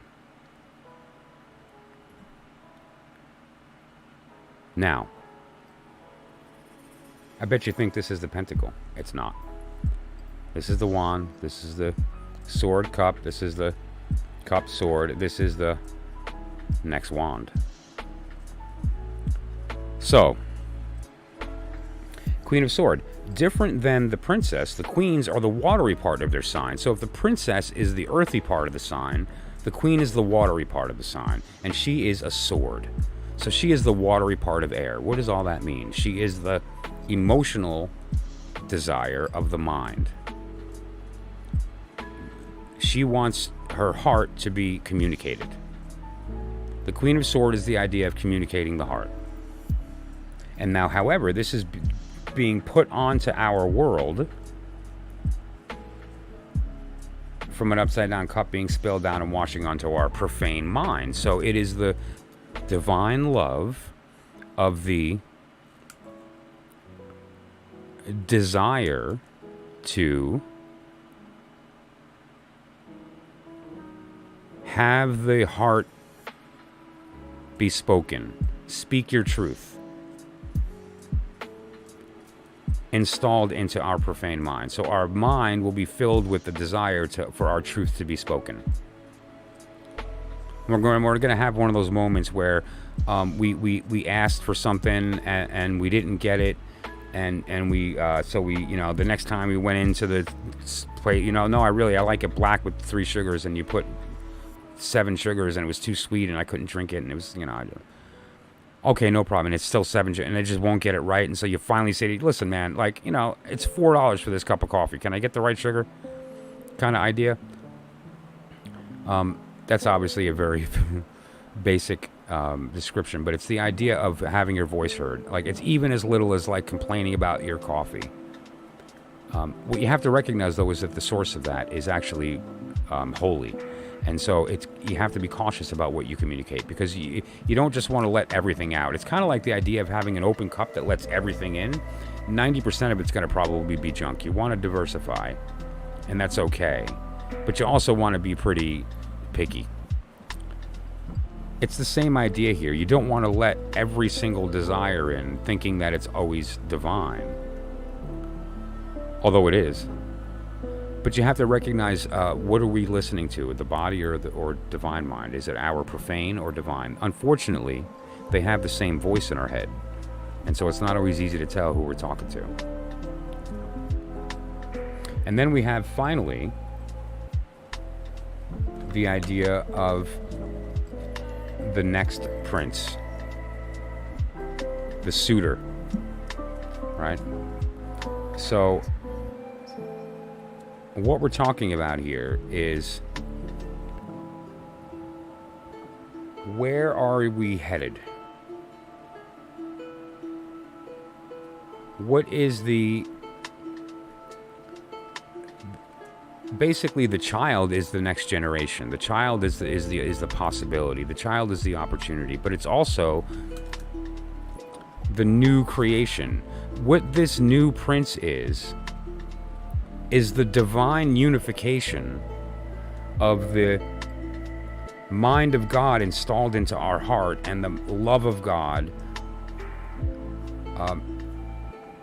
as the source of our thoughts. This is the product of that. So this is more than just the where we're going. It's the new will that was derived from the old will being manifested as the work through the hermit to court the princess, that gives him the element.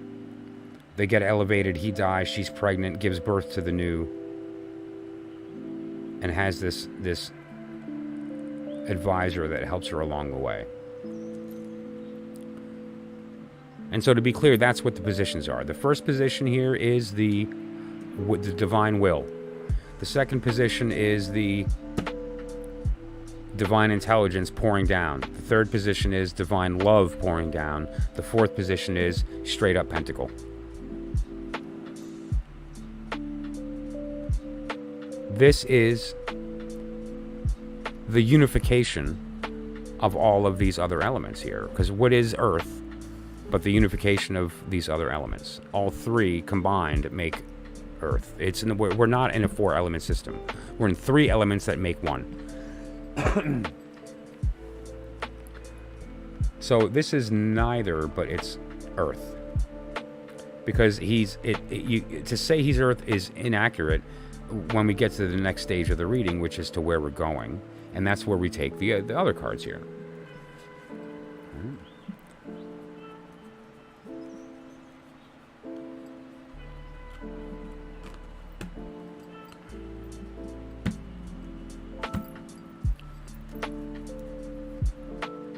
So what we're going to do, essentially, is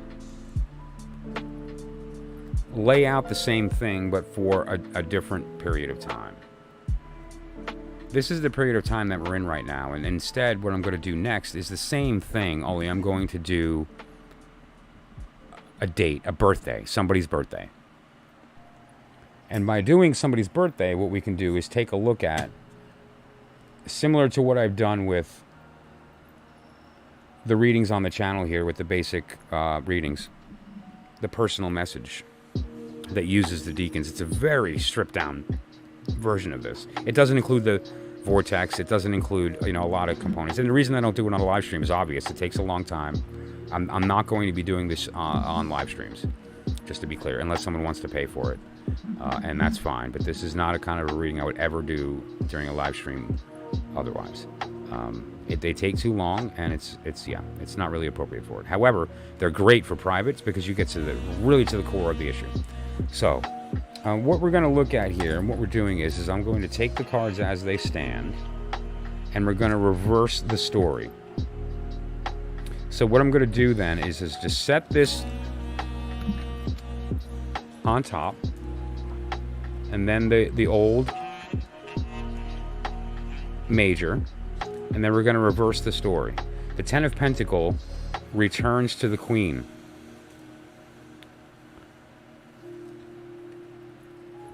It was the product of this being accepted that allowed her, so it goes on top, and then the princess on top of that, which is the one that offered it. The princess offering the element elevates the princess to the queen, who then develops the relationship with the guide of the deacon of the Ten of Pentacle, right? So that's why they're in this order. And then we have the old major and the old prince. Okay. And then we have the new prince. And so what we have at the end of this process, okay, is the dance of the court cards. All because of the advice of the deacon. What was the advice of the deacon? Keep the baby. And so now we have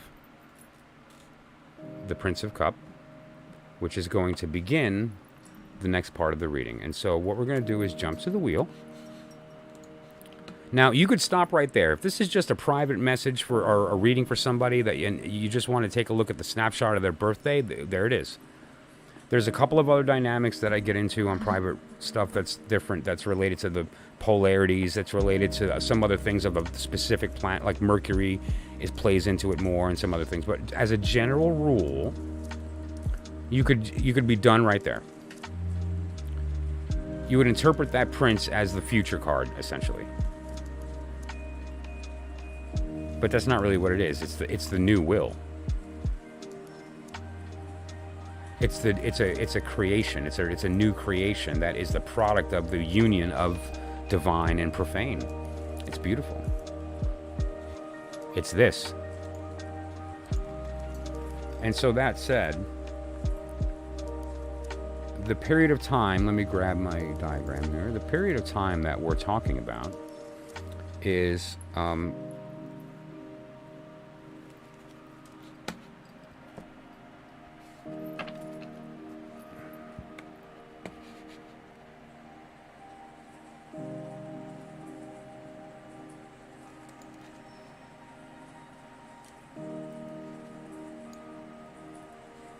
I had my caps lock on. Right here. And so first of all, we're going to see that we're in Princess of Cup land. We're in the Queen of Discs.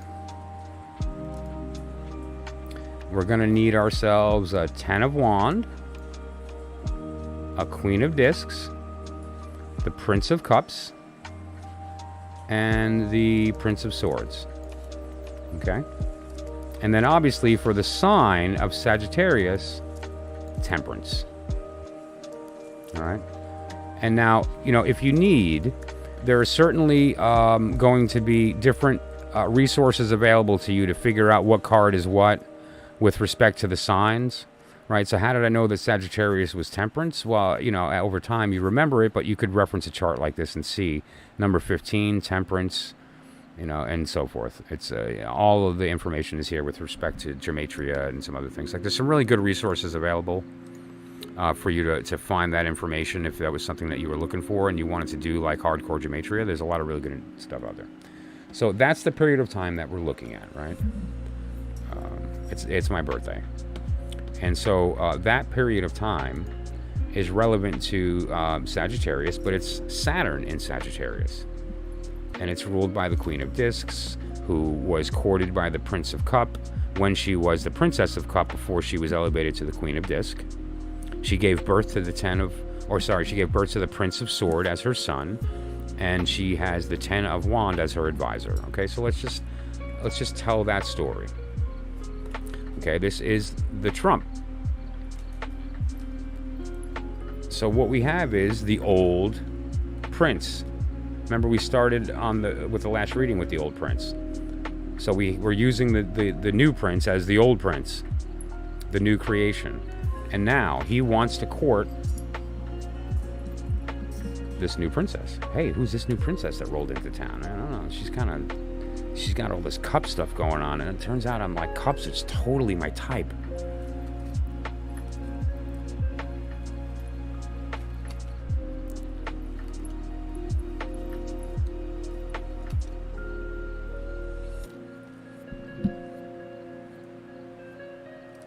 Look how beautiful now. They're all colorful and bright and just, love that. Is my camera getting like too, why is it so dark?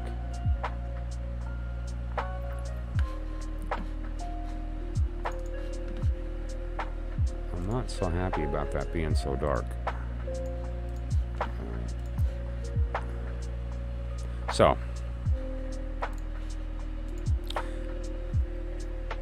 same idea as before. We have the prince, the old prince, wants to court the new princess. And how does he do that? Through the work of temperance.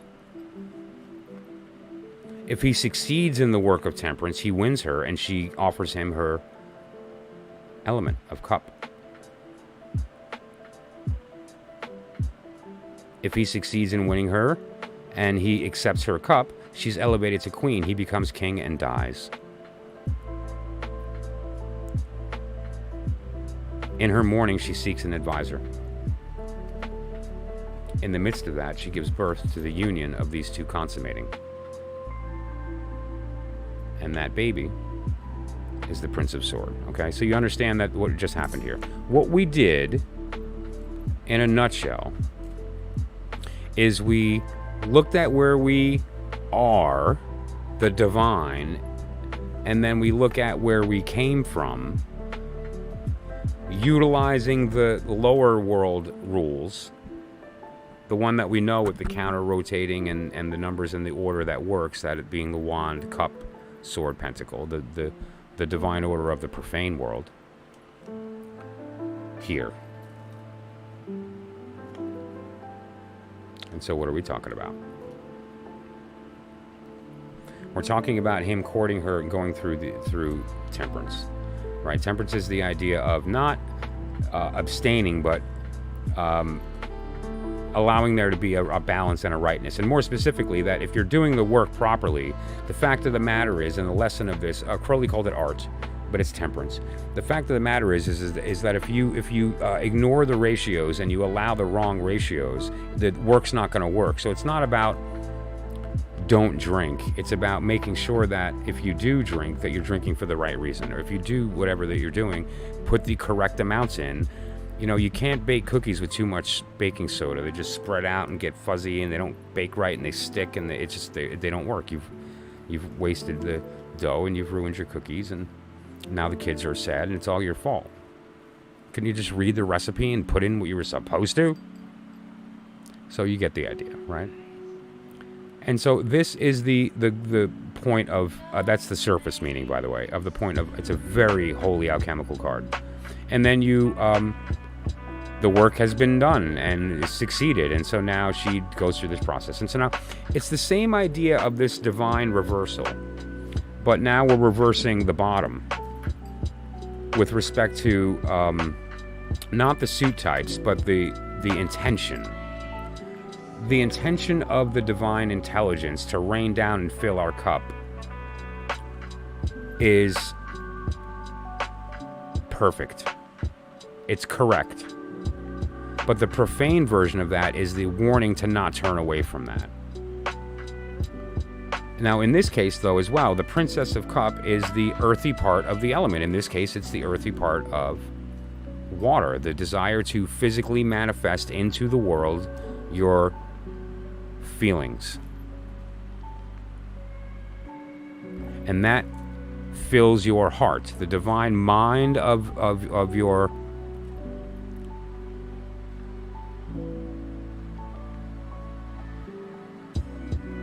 if the mind is knowing and the cup is feeling, what this is kind of like the idea of knowing your true feelings. I know it sounds sort of like too simple, but that's the idea. It's the idea of knowing your true feelings, and more specifically, the will, your divine will's feelings. It's kind of the idea of not ignoring the divine will, because at the end of the day, the body doesn't know what it needs, and that's kind of what I talk about on the channel all the time, is the fact that you need to pay attention to your the voice, not the din. But we'll get there. And then here we have the upside down cup that's bestowing, right, just like before. And so now there's some things here.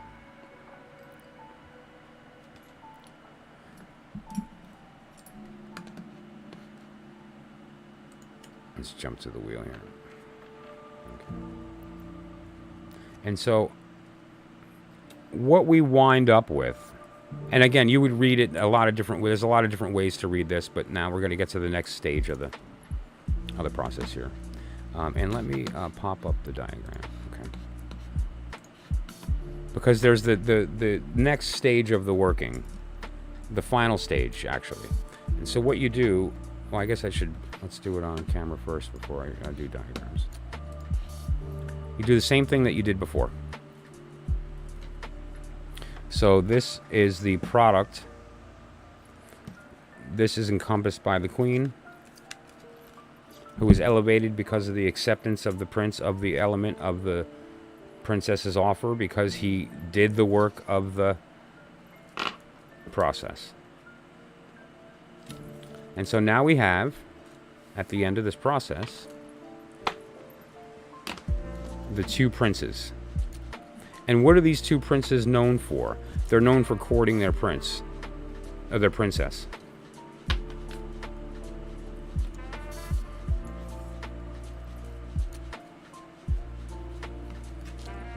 All right.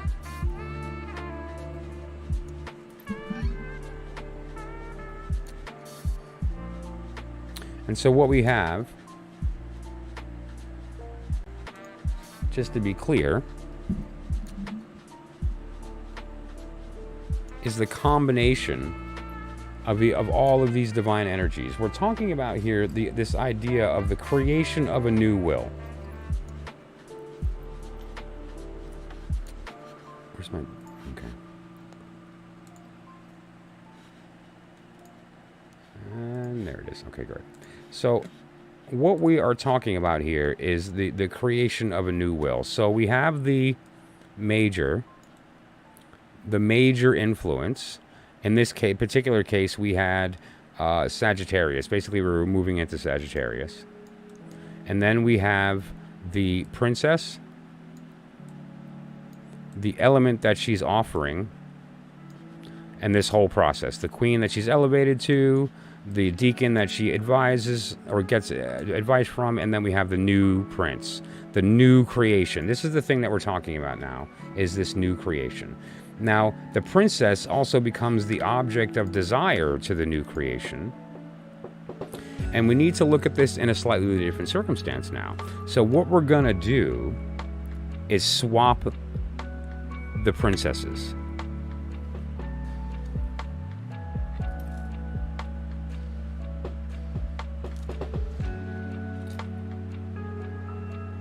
It's a different energy now, right? This was the original energy.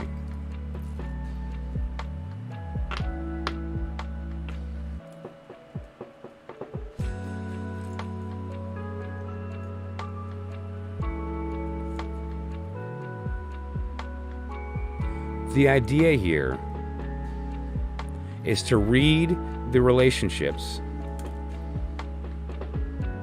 and to determine the value of the different suit combinations. And so this is how this works. The first thing that we do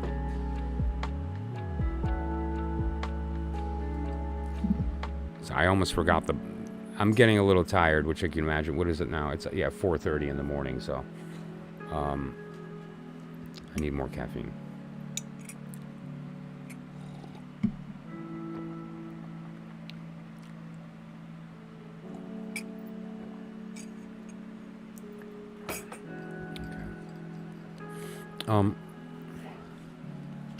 I believe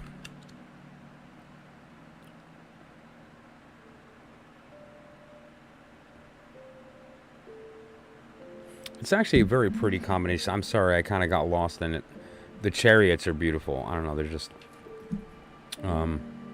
looking at the different depictions of the two ways of the chariots, it's just, I kind of got lost. But anyway, that said though, this is a beautiful idea here.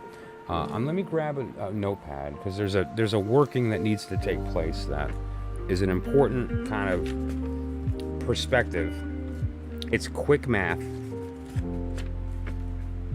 but it's an important part of this process, okay? So you get yourself a little notepad, and we're going to look at some of the things here.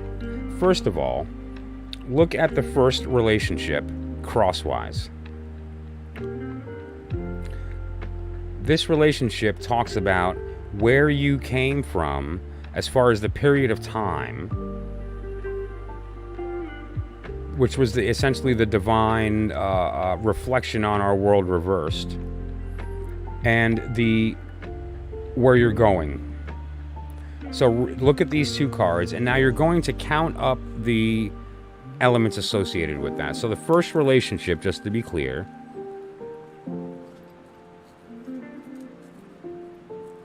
is this one. And what we're going to do is we're going to count up the elements. So for instance, the Princess of Wand is the earthy part of fire. So we have one earth and one fire. Okay, so just one earth, one fire. Very simple. Then we're going to go here to the Prince of Sword. The Prince is the airy part of the element, in this case air. So we have air and air. Now we're going to look at that and say, okay, well, what are the elements that we have? We have one fire, we have one earth, we have two air, and we have zero water, right? And so you get the gist here. Now what we're looking at is kind of getting an idea of the ratio of this relationship. Right? If you wanted to, it's each. I'm not sure why I just did this, because I always do it in order. But we're going to do fire, water, earth, and air.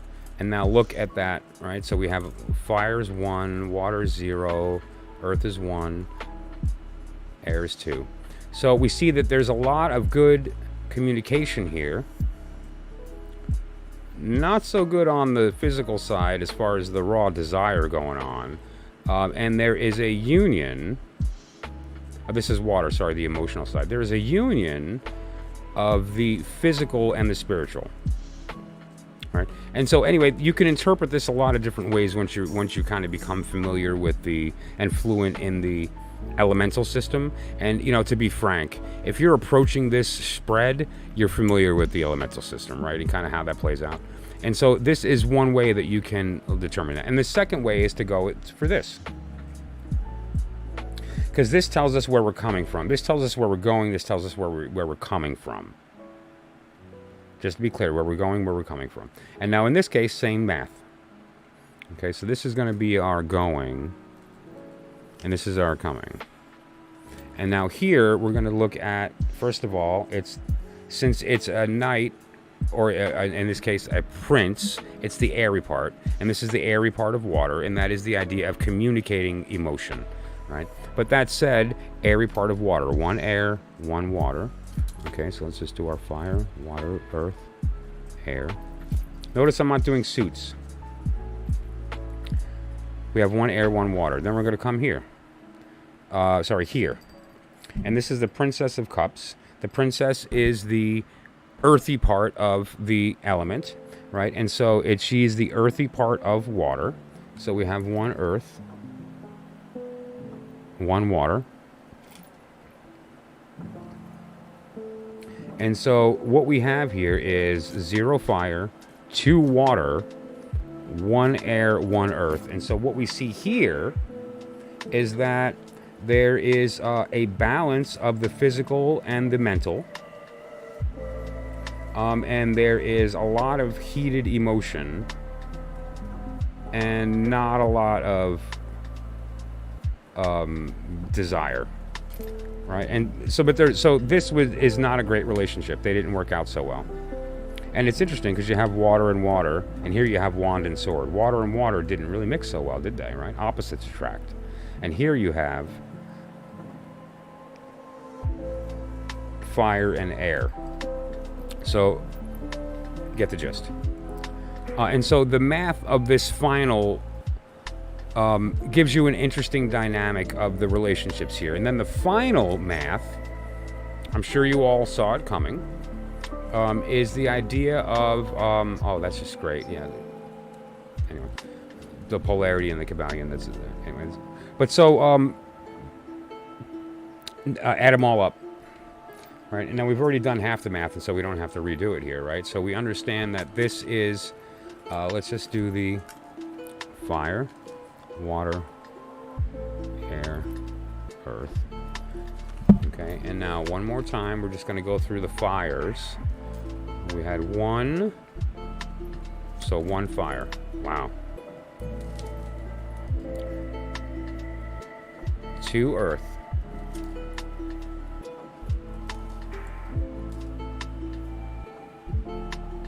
3 air.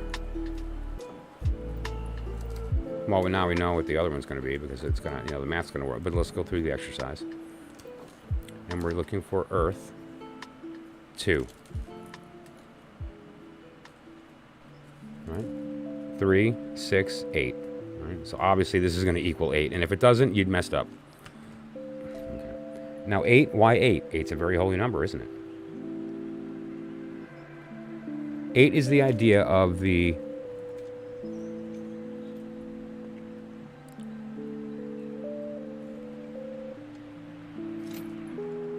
okay. Each one of these has 4 points. 1, 2, 3, and the point in space, right? That it's a 3-dimensional little pyramid. That's 4 points. The 2 of them stuck together is 8 points. And those 8 points are literally responsible for all physical manifest reality. It is the lower and the upper world unifying, counter-rotating.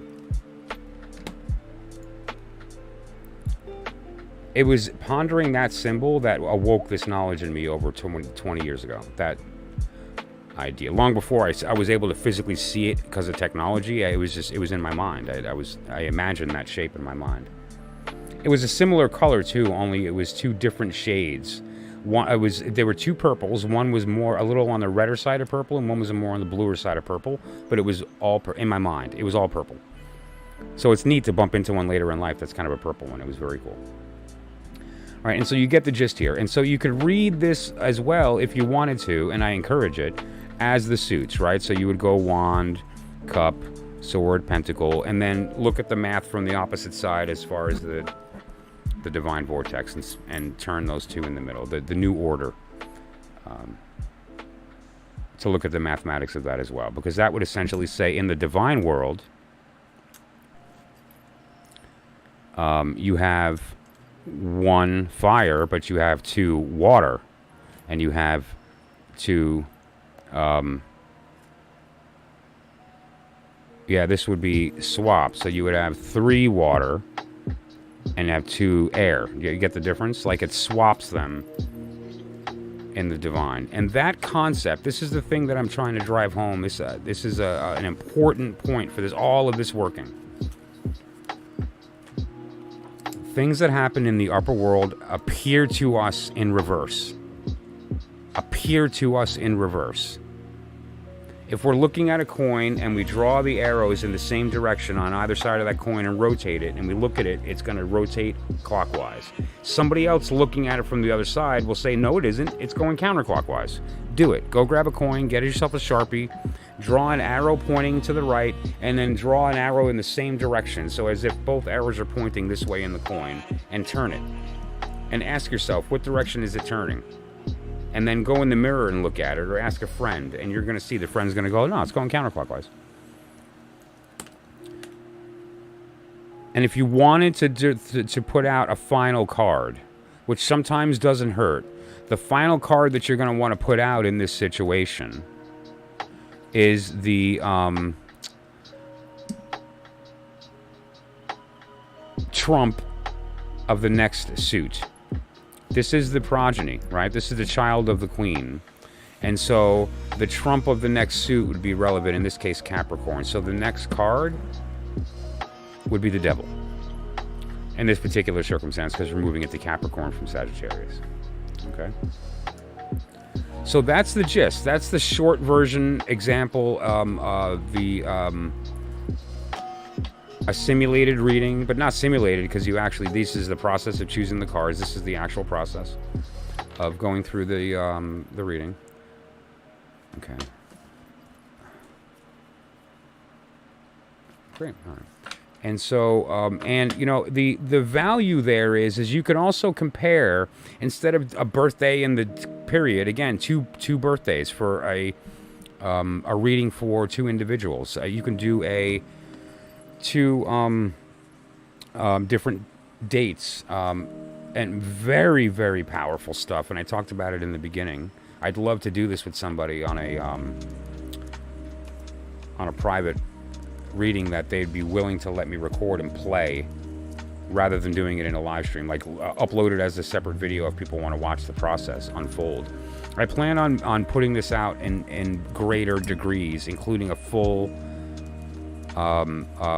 like much more in-depth instruction on the ins and outs of where things lie, why they lie that way, the ideas behind when do you flip the wand in the Pentacle, and some other circumstances related to that. Okay, so that said, does anybody have any questions just initially about anything that I talked about?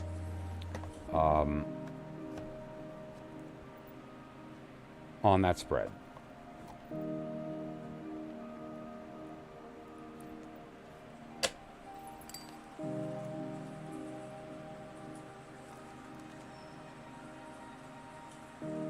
Oh, wow.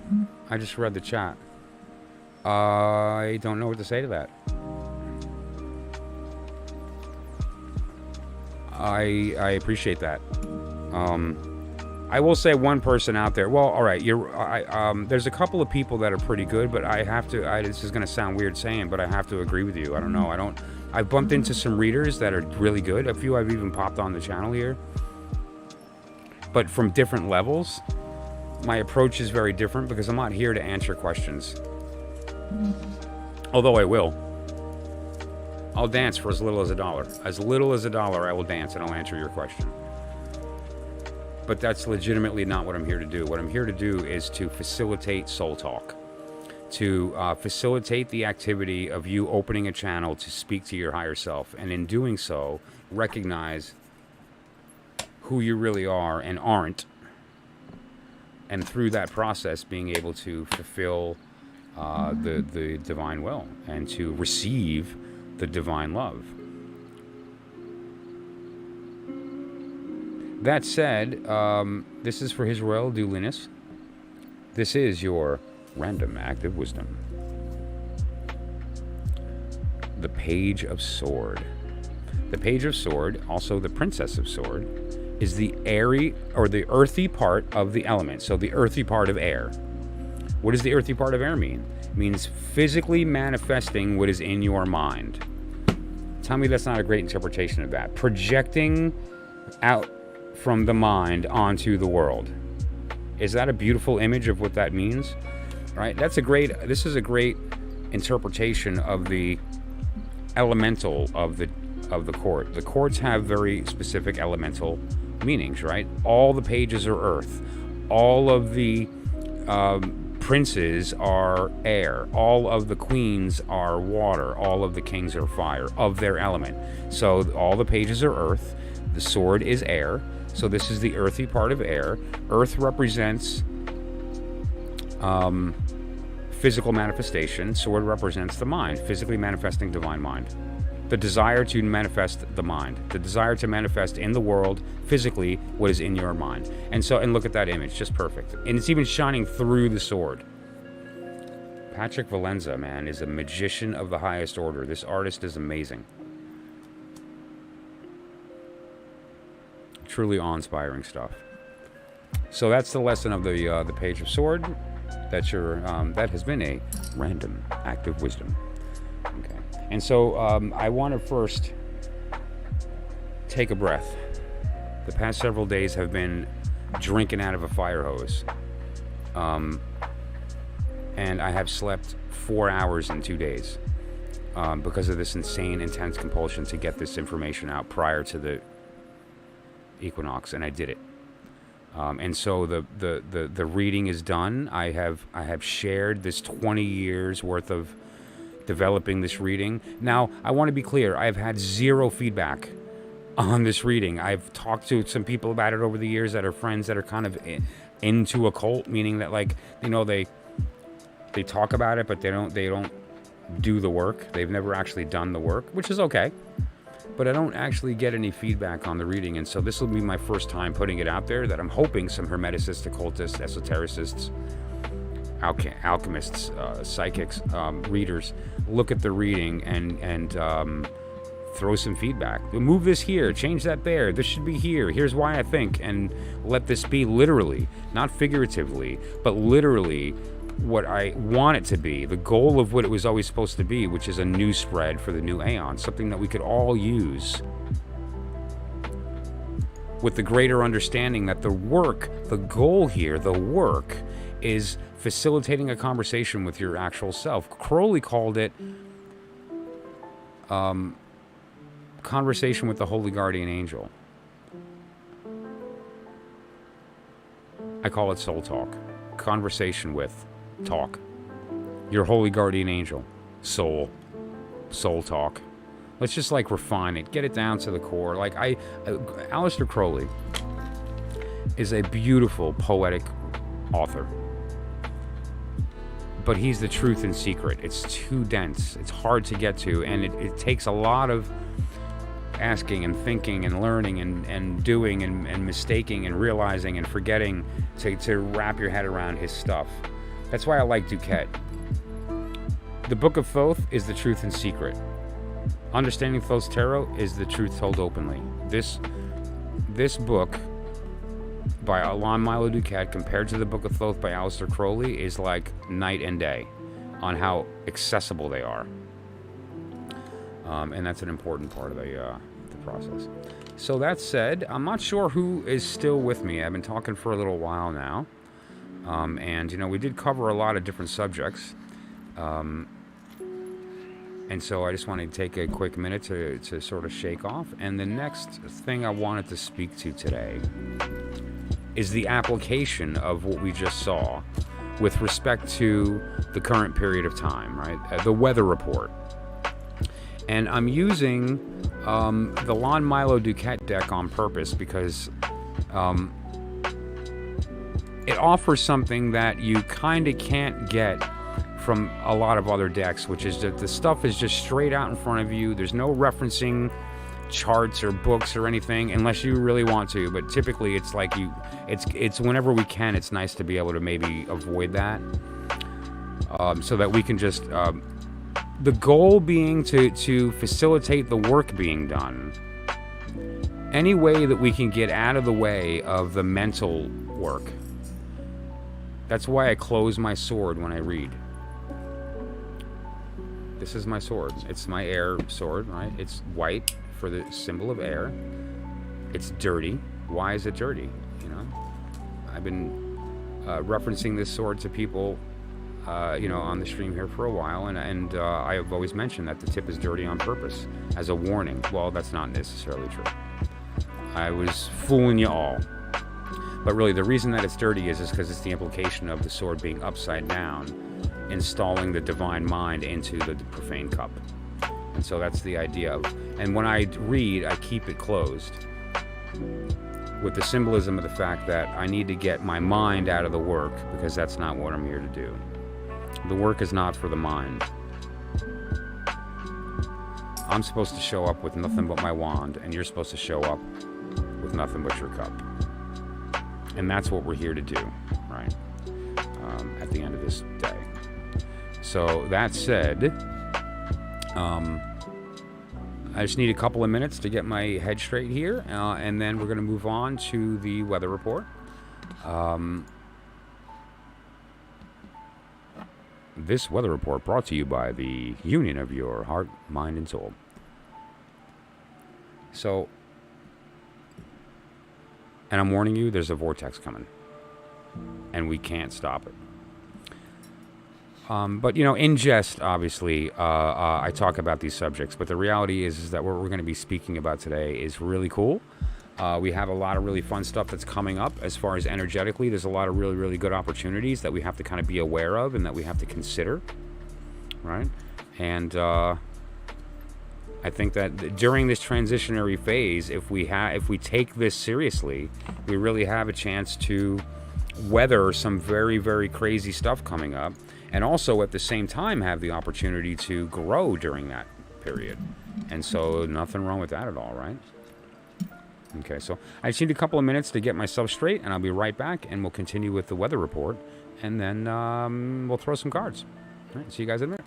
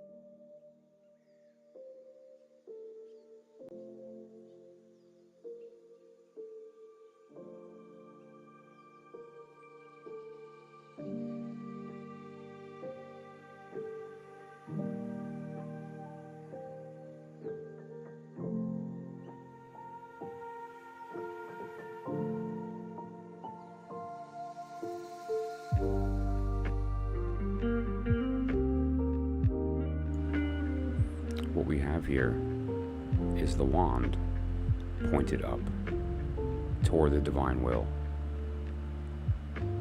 What we have here is the cup filled with the ashes spilled from divine mind.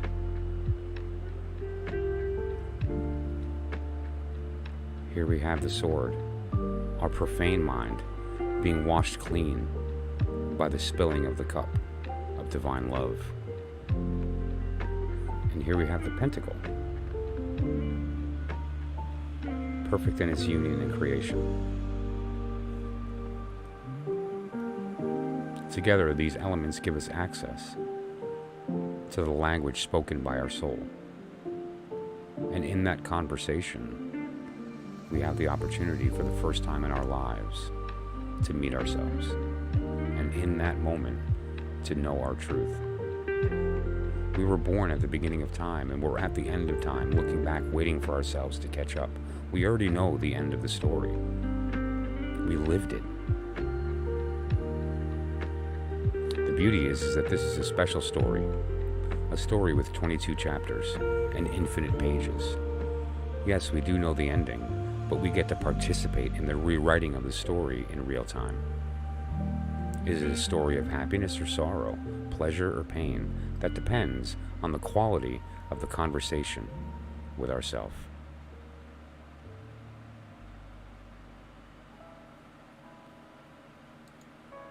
On that note,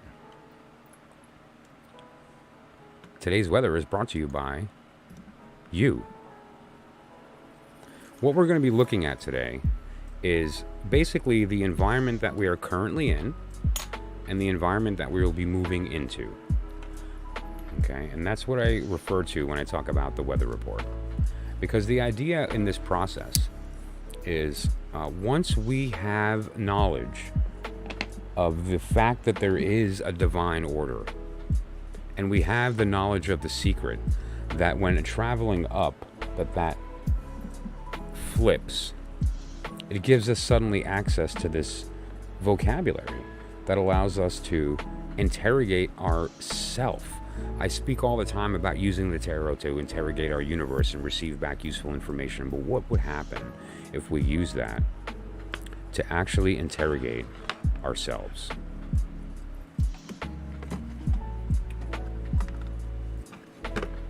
Something special happens.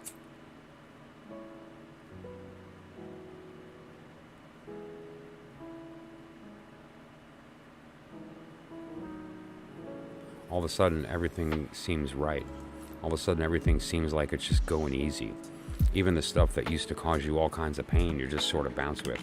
Suddenly, all kinds of things that you didn't care about cause you pain.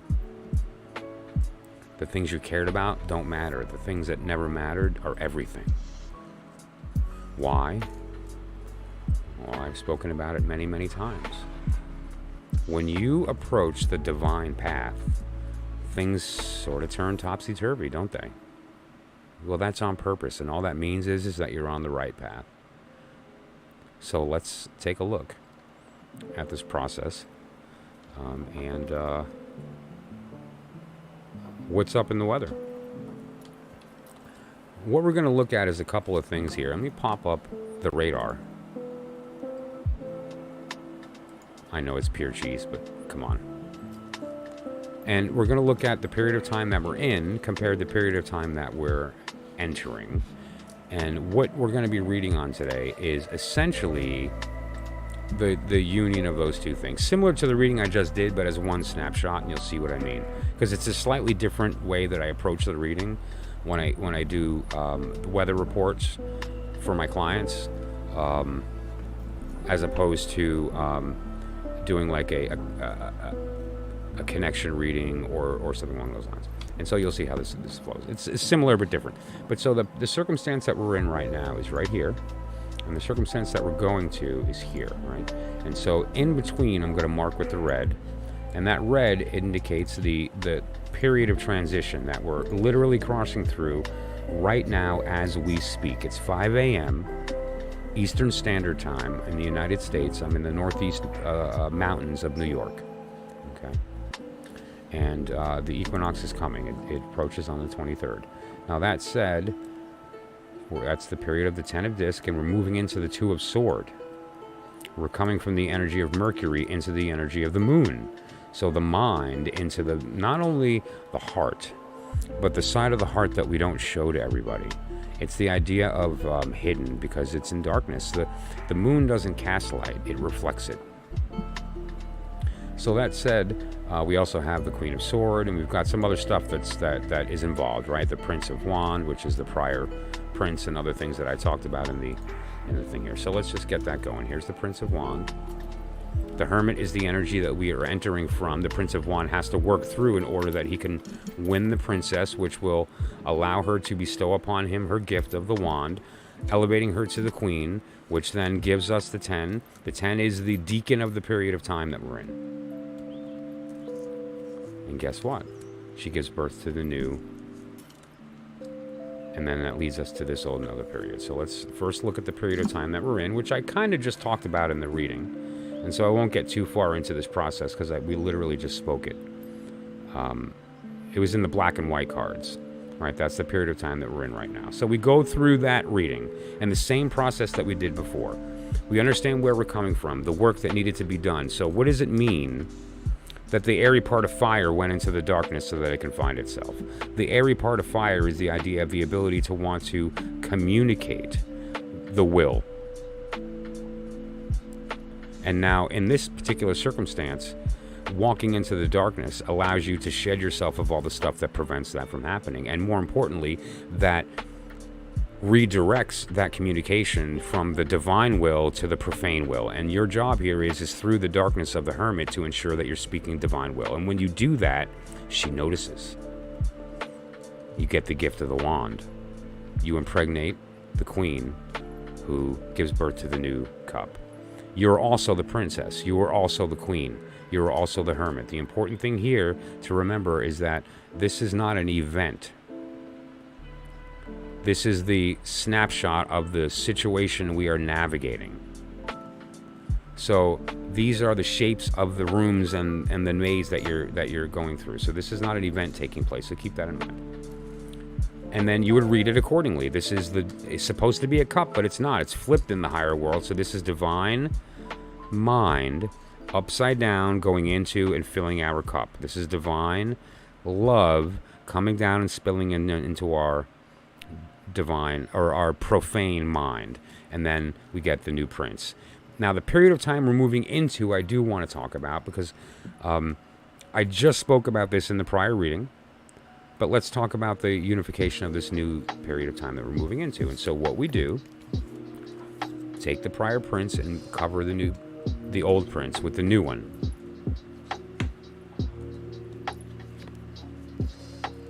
And now grab these other cards. Okay. And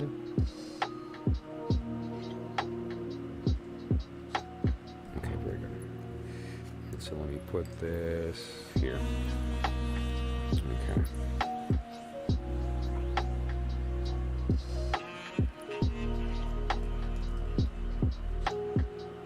Libra. Oh my gosh. Nobody said anything?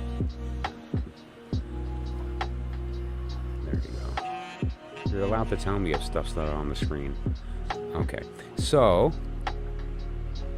we replace the old prince with the new prince. We replace the old major with the new major of the new period of time, and then so on. Okay, now notice the Queen didn't change.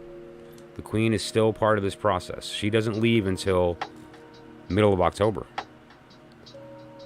However, she's in a different phase, and we're going to talk about that in a second, right? Because the Queen of Sword, when she entered this process, entered in Earth. That's not her sign. Her sign is air, so when she's in the state of Earth, in this prior phase, she's quiet, unmoving, the sword in the sheath. But then, when she enters this new period of time, in the Two of Sword, she's her airness. She got her airness, and she's in this, through that transitional phase, a period of being able to begin to realize that she wants to be heard. And so let's look at that a little deeper here.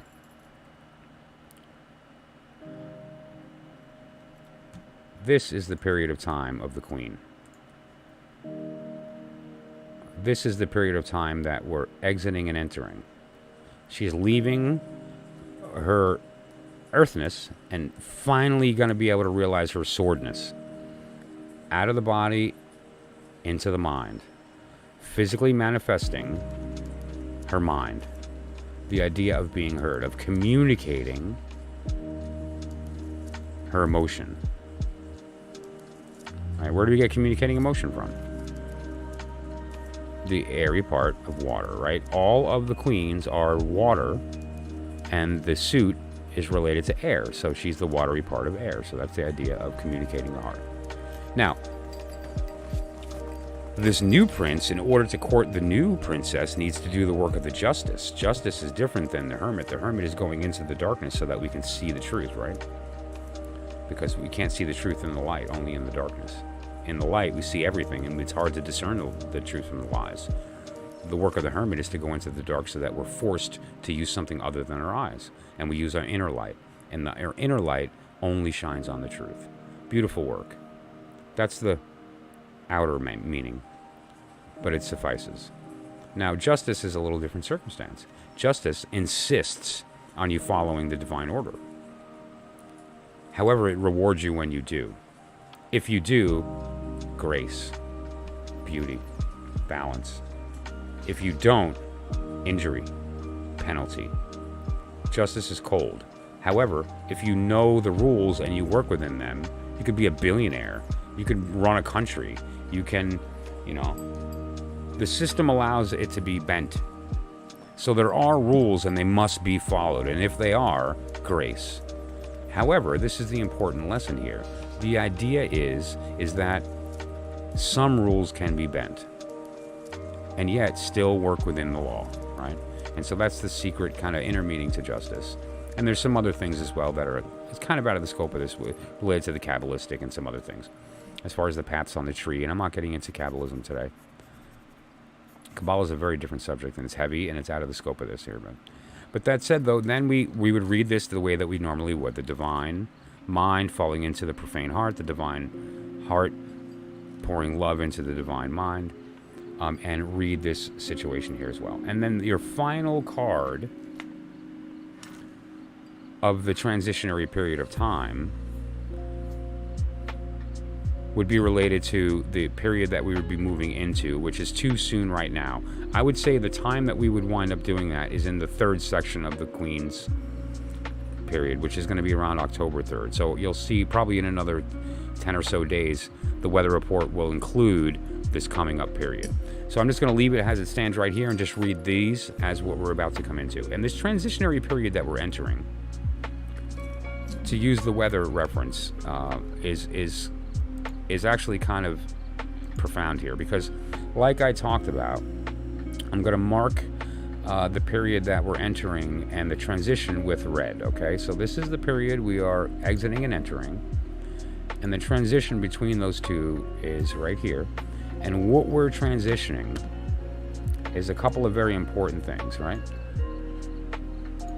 We're transitioning from body into mind. We're transitioning from Mercury into the moon. We're transitioning from Virgo into Libra, so the idea of silence into spoken. It's a totally different energy. Like, so there's some kind of opposites here. If fire and water are opposites, that means air and earth are opposites. Yet they complement each other in a very unique way, because essentially it is the earth that gives air somewhere to live. If it weren't for the earth having mass and gravity, the air would just flow away, right? It's the fact that gravity exists, mass, earth, that gives gas the ability to become a star. Stars form from gas collecting. So consider that. So what we have here is, and also it's important to read the elemental if you wanted to make room, and this is one of the advantages of Milo DuQuette. Tell me how great this man is. Watch this. I could just, like, you know, cover everything up here and still have information related to the elements here. The raw element of water compared to the earthy part of water. The watery part of air compared to the airy part of earth. You get the idea. Or the earthy part of air. And so these elements, I suppose it'd be easier to read that way. Technically speaking, if you were just going to use these. But that said, though, the idea here is that you would read from above below using the elements, above below using the elements. And so here's an example of how to do that. The Princess of Cup is attempting to bestow to her suitor, who won through doing the work of justice, her element. And the act of bestowal in this particular circumstance is done through the idea of divine mind installing into the heart. And what that means, we've seen this symbol before. It's called communion. It's the idea of the bird dropping the thing into the cup. That's divine consciousness entering our souls. You know where the first communion took place? In the upper room of the inn, where Jesus and the apostles, all 12, you know, the 12 signs, got together and drank communion together. That occurred and read the Bible. It's called the upper room. And what the upper room was a room of the inn where they would go and they kind of talked, and they, you know, as a separate place for them to go hang out. And while they were there, they did the Last Supper, right? They had their breaking of the bread and the wine. That upper room refers to the higher world. Oh, Chloe's barking at the thunder. Oh, that's some thunder. I might lose the stream. I have bad internet during storms. And now here you have with the Queen of Swords the different idea, right? Like we talked about, all of the queens are water, which is emotion, and she's the sword, meaning communication. So communication of the self. And now down here, her husband died. Her husband died. She's lonely. The prince did the work of the justice, won the princess. He accepted her gift, which elevated her to queen. He immediately became king, and then he didn't make it. He wasn't around much longer for the relationship. So now she, in her need, sought a guide, and that guide is the Two of Swords. And what is the Two of Swords? The Two of Swords is the idea of holding two competing ideas in your mind while not identifying with either. That's the outer meaning. The inner meaning of this is the idea of recognizing the difference between divine mind and profane, and recognizing that there's work that can be done in order that you will differentiate that difference. And now when you do that, peace has been restored. When the swords are unified, and divine mind and profane mind are the same thought, you have the Two of Swords. So what happens is you lose identity, because what is identity? A lie. Identity is a thing that we purposely maintain. It's not real. Identity is a product of the ego that is attempting to keep us in the lower realm, does not want us to ascend. There's a very specific holy reason for that we'll talk about when we do get into Kabbalah, but it's not time for that. But that said, so this is the weather report. This weather report has been brought to you by you. So that said, I'm going to go through this in every stream, but the next streams are I'm just going to lay the cards out and go. I'm not going to explain. I'm not going to whatever the case. We're just going to do that and then apply somebody else's stuff to it and get the message out. And so you'll notice I didn't post my normal 4 videos a day. That's because I'm going to be changing the format of those videos. It's going to include a shortened version of everything that we talked about today. So each video will be a shortened 1 to 2 minute version of the Bible. For instance, because today's subject happened to have been the Bible. The new spread. It'll just be a picture diagram and a little blurb, and, come to my channel to learn how to do it. The weather report's going to be a quick bang, and the beautiful soul will be just a quick description of, it's different every day. But that said, those are going to be my new videos that I'm putting up. Oh, now little Arlo's getting in on it. Yeah, the storm is rolling in pretty good. I can hear it raining outside.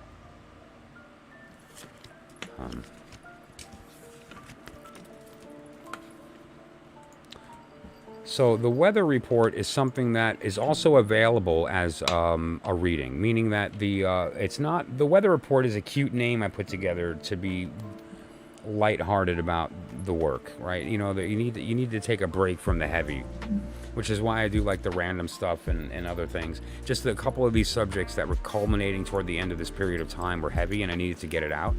And so I appreciate everybody's patience with me, not just jumping on and doing readings every night. That's going to continue and is going to pick back up in the very near future. Actually, one day.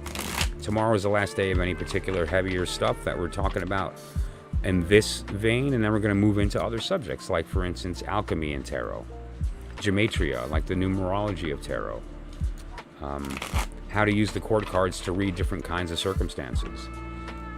And then we're going to get into different things like the I Ching and tarot, the Goetic system, Solomonic, which is related to the pentacles that I use, is related to Solomon's magic, and things along those lines. So there's a lot of stuff that we're going to be mentioning and talking about here that are not necessarily related to the Golden Dawn system of magic or the Hermetic arts or the esoteric arts or whatever the case may be, the Corpus Hermeticum, these kind of things. As we move forward. So I'm going to pause for a moment. It's a little hard to tell when you're on a live stream how many people are with you, how many people aren't with you. So this is typically the point where I would pause and do some readings. And so now is a good time to do that. And I typically close the stream with a beautiful soul. And so looking at the clock, it's about 5:15. I probably have about maybe a half an hour or 45 minutes left in me. So if anyone would like to participate in a reading, just let me know. Paid readings are as little as $1. Free readings are, I choose the message, but I guarantee it'll be something useful. And it'll be something that you need to hear. Okay. So if anybody's still with me on the stream, just let me know in the chat. And I'll get that list together. And what we'll do is just go over some of the stuff that is relevant to your particular circumstance toward the end of the stream here. If it's a basic question, I'll be happy to throw a card or two in the meantime while we're winding down. As we get back to a more normal reading schedule, if I wasn't able to get to you tonight for whatever reason, at the end of the stream, then we'll go from there. So, Uncle Noob, awesome. So do you want to be on the list, or would you rather just connect tomorrow and do something private? Because there's a private reading coming anyway, and so I'll leave that up to you. And to be honest, if it's something serious, I'm feeling a little kind of tired. So if it's a basic question, then let's go for it. And if it's a little heavier, then I may say, you know what, let's touch it, and then we'll close it out tomorrow. Because I'm getting a little loopy in the brain. That was a lot of information. Here's an important thing that I want to put out. Random active wisdom. Yesterday's stream, one of the things that I talked about was channeling and what that means. And one of the reasons that I brought that up yesterday is because it's my process. I don't write scripts. I don't read off of notes. I don't really. This is going to sound really silly, but I don't prepare much. I have the bullets of the idea that I want to talk about, and I allow my divine mind to talk through my profane throat, in the hopes that the words that come out are what need to be spoken. And it's really a stream of consciousness with a goal in mind. And I will say that I've done a ton of teaching. I've taught in a seminar format to a group, like a room of 50 people. I've taught to a little group of 5 people in somebody's living room for these little groups of astrology groups and so forth, and tarot workshops, and all the way to one-on-one teaching. And so if you teach long enough, you kind of get a vibe of how certain things need to be said in order to be consumed properly. But this is really a stream of consciousness kind of channel, because the goal here is not for me to regurgitate information. My goal is to understand it, use it practically, then share it. I think it was Einstein that said, you don't get it unless you can explain it to a baby. Unless you can explain it to a child and them get it, you don't understand it. And I believe in. And I refuse to share something that I don't understand. And so this is the time to do that. And I feel like if I'm in a position of knowing this to the degree that I can explain it and it be understood, I shouldn't need to like write a script or have a bunch of bullet points or something that I reference. It's a stream of consciousness that is literally channeled. And I'm not talking about channeling from angels or demons or any of these things. Like, again, go back to yesterday's stream and look at the section on channeling, and you'll see what I'm talking about. But it's an important way to form your thinking. Okay, cool. Yeah, today's session was intense, but I knew it was going to be dense because I knew what it needed to be done in on time. What you all don't know is that I've had a very specific goal this whole time, and I've slowly been planting seeds of a certain knowledge so that tomorrow when I drop a bomb on you guys, you're gonna like, right? And so, and I had to lead you down the right path in order for that to happen. Spoiler alert for anyone in the room that's going to participate in tomorrow's stream, you and I and all of us are going to be making a tarot deck together. That's right, you heard me. So that said, it's going to be a lot of fun. In the meantime, I'm going to then move on, and we're going to talk about today's beautiful soul. Today's beautiful soul is a special one, actually. Right? Yeah, I'm going to be dropping like atom bombs, like the type that will blow your mind so open that you'll have no choice but to be filled up with the truth, because there'll be nothing left in existence. Wow, what I just said is totally true. Yeah, that was actually a very truth and secret statement. You should rewind that and listen to it, because that's exactly what we're going to do.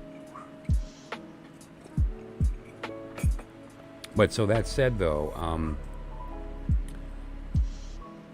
the beautiful soul was inspired. I was at the store today driving home, and there was a car mechanic next to the store that I popped into that had a sign up. They're called Van Cleeks. And there's their phone number, and there's a little board with the time and the temperature in red, right? And then there's a sign that says, broken crayons, still color. And, again, like I talked about, all of this is sort of divinely inspired. All of this is channeled. I do no planning. I wake up having no idea what I'm going to talk about. And I'm not kidding. I have a goal in this process of where I want to land tomorrow. And then so far I've caught up to that. Like, I'm at that place. But there's zero plan. I wake up having no idea what I'm going to talk about. And I have these 4 subjects that I want to formulate ideas, and I allow the universe to tell me what you're supposed to hear. And I get out of the way of that happening. And so today it's supposed to be talking about the upper world, the upper room, and the connections between the fall of Christ and the transfiguration, the fall of God, and his descent into man, becoming the body, and then back up, and that whole idea being directly related to the work that we're trying to do with the Divine Vortex of the tarot. The Divine Vortex is a term I came up with to explain to myself this idea of the turning of these suits because of the descent and the rise up and down the tree. But there's another very powerful kind of knowledge related to this, which is the idea that God, when he became aware of himself, exploded into pieces. He shattered after passing through the abyss and squeezing into physical reality. And each one of those pieces is a point of reception, which is the negative of his bestowal, meaning that God bestows. God is just this ever-giving light, right? The tree calls it the Ein Sof Or, the limitless light.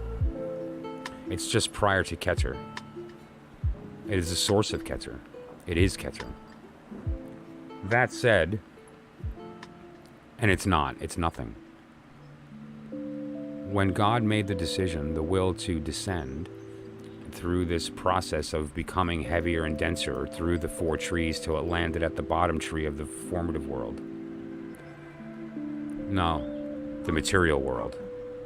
It's in the formative that identity started to become a thing. And then we enter this tree here that we're looking at. Color exists now. Vibration exists at very discrete values. There's a difference between red, blue, and green in our world, but prior to this tree, the other 3 trees above it, that didn't exist. And then he fell down the tree and kept going and eventually hit that purple one on the bottom, number 9, and had to squeeze down into that bottom one where the yellow, red, green, and black are. And in that squeezing, shattered into a bunch of pieces. And guess what happened? The Big Bang, right? The Big Bang happened. And we are one of those pieces. And what are those pieces? They're not atoms. They're not. Don't go there. It's not like this divine shattered and became the atoms of the universe. There was only the one atom. Come say hi to everyone. This is Melanie.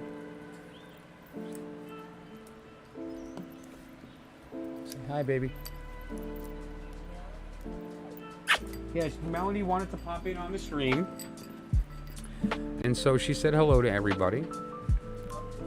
And so during that fall, we have this idea. The idea is of the fact that the fall was a choice. It was a decision that was made. The why is a different story, and we're going to get to that in a much, much later stream. But the idea here is that there was a reason for this fall to take place. And when that squeezing through and shattering happened, we're not the little particles. What we are is the point of attention, the point of reception. God bestowed the light by falling, and we are there to receive. And in fact, that's all we can do. All we're capable of is the reception. It's what we were created to do. It's all we're possibly capable of doing. To receive God's love. And what is God capable of doing? To bestow. And it's this give and take. Now the idea here is that we shattered into these pieces, and because we did, we're separate in some fashion, and now we are at the bottom, and we are separate from that shattering, and have to find each other to help put the pieces back together, and then ascend back up the tree. Now we do that in 2 ways. We ascend the tree individually, and through this act of going up the tree, we find that truth. And when we do, hopefully, if we've done the work properly, very much like the moon, we turn into the sun. And instead of reflecting light, we cast it. Come here, honey. And we cast the light. And when we do that, that draws the attention of other seekers who are also wanting to be on this path but don't know it exists. And what happens is they come along and we start to put the pieces back together. And then we begin to walk this tree together. So there's the idea of walking it alone and together at the same time. And we're all doing that right now. The more we can recruit through right thinking, right living, right teaching, maintaining the integrity of the art and the information so that the present and future generations can continue this work, and we can find that balance and that peace of the 2 swords, divine mind and profane mind being unified. Divine mind and profane heart. Divine love and profane mind. And in doing so, we can recognize that, yes, we're all broken. I'm broken. I'm in a lot of pain. I lost a lot of people. I failed a lot in my life. I made a lot of people sad. We're all broken. And we're all the same, and we're all seeking the same thing. You know what we're seeking? Each other. That's the reality here. That's the truth here. The truth is this very profound, deep, important secret that we need to understand. We are the ones that fell. It's not like God fell and we're ascending. No, we fell and we're ascending. And that occurred at the same time. And our job is to know that. And in doing so, to open that level of communication. Now I've spoken about it before on the channel here. That's what I call soul talk. The ability to quiet the din of the world so that we can hear our true self. Now, not with our ears. It's not audible. And what are we listening to? I've mentioned it a million times. This born at the beginning and now, right now, residing at the end of time, waiting for us to catch up. But there's another very important, beautiful, divine secret there as well. Not only are we ourselves and our higher self at the same time, we are each other. I am you. And I need you. I need you to help us transform. I don't want to heal. Healing is going back to what we were, taking the wounds that form who we are right now and trying to cover them up so I can look the way I used to. That's not what I want to do. I want to be open to the transformation that you and I together can become something new. That's what we're here to do. And if we can do that, if you're open to it, we can walk this tree. And we will get to know each other along the way. I would love to get to know you. I would love to help you get to know you. In fact, that's all I want to do in the world. We're all broken because we are descending the tree. We are broken on purpose. It's not your fault. You were born this way with the sole intent of getting over that, being okay with your brokenness, and walking up that tree. And if you don't, we get stuck. We get stuck in a place of this lower self, thinking this is all there is when it's not all there is. This is the lie. We need to fall. The fall is necessary. It's part of the process. Without the fall, there is no redemption. Without the fall, there is no you and I. There's just the single being who, through the act of self-awareness, became a knowing, became a feeling. So that said, we have to go through that fall. And what is the work of that knowing, of that connection, of that you and I helping each other to transform? It's the idea of temperance. It's the idea of my cup and your cup, and recognizing that we're the same. We both receive divine intelligence into our cups. Let's share it. Not the nonsense we read on the news, not the crap that we try to perpetuate because of our club that we belong to. The beliefs that we profess, those aren't your beliefs. That came from the system. That came from the institution. That's Hierophant stuff. That's outer order. The inner order is where the truth is, man, and that's where I work. I work in the inner order, and you know what? You cannot access the inner order unless you have the ears to hear and you're invited. Well, guess what? You're invited. Let's go. Let's do this.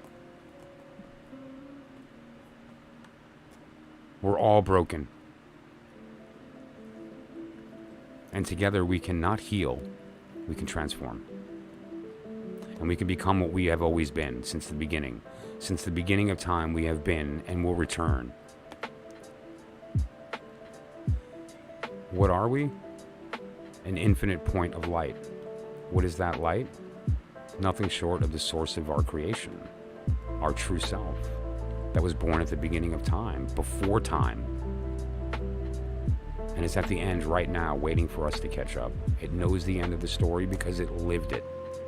And all we need to do is quiet the mind so we can have that conversation. And when we have that conversation and we introduce each other and to ourselves, we lose all of that junk that came along and we become the star. And in the moment of the star, when we begin to connect to each other in that state, instead of in this state of defending our egos, we can achieve the completed work.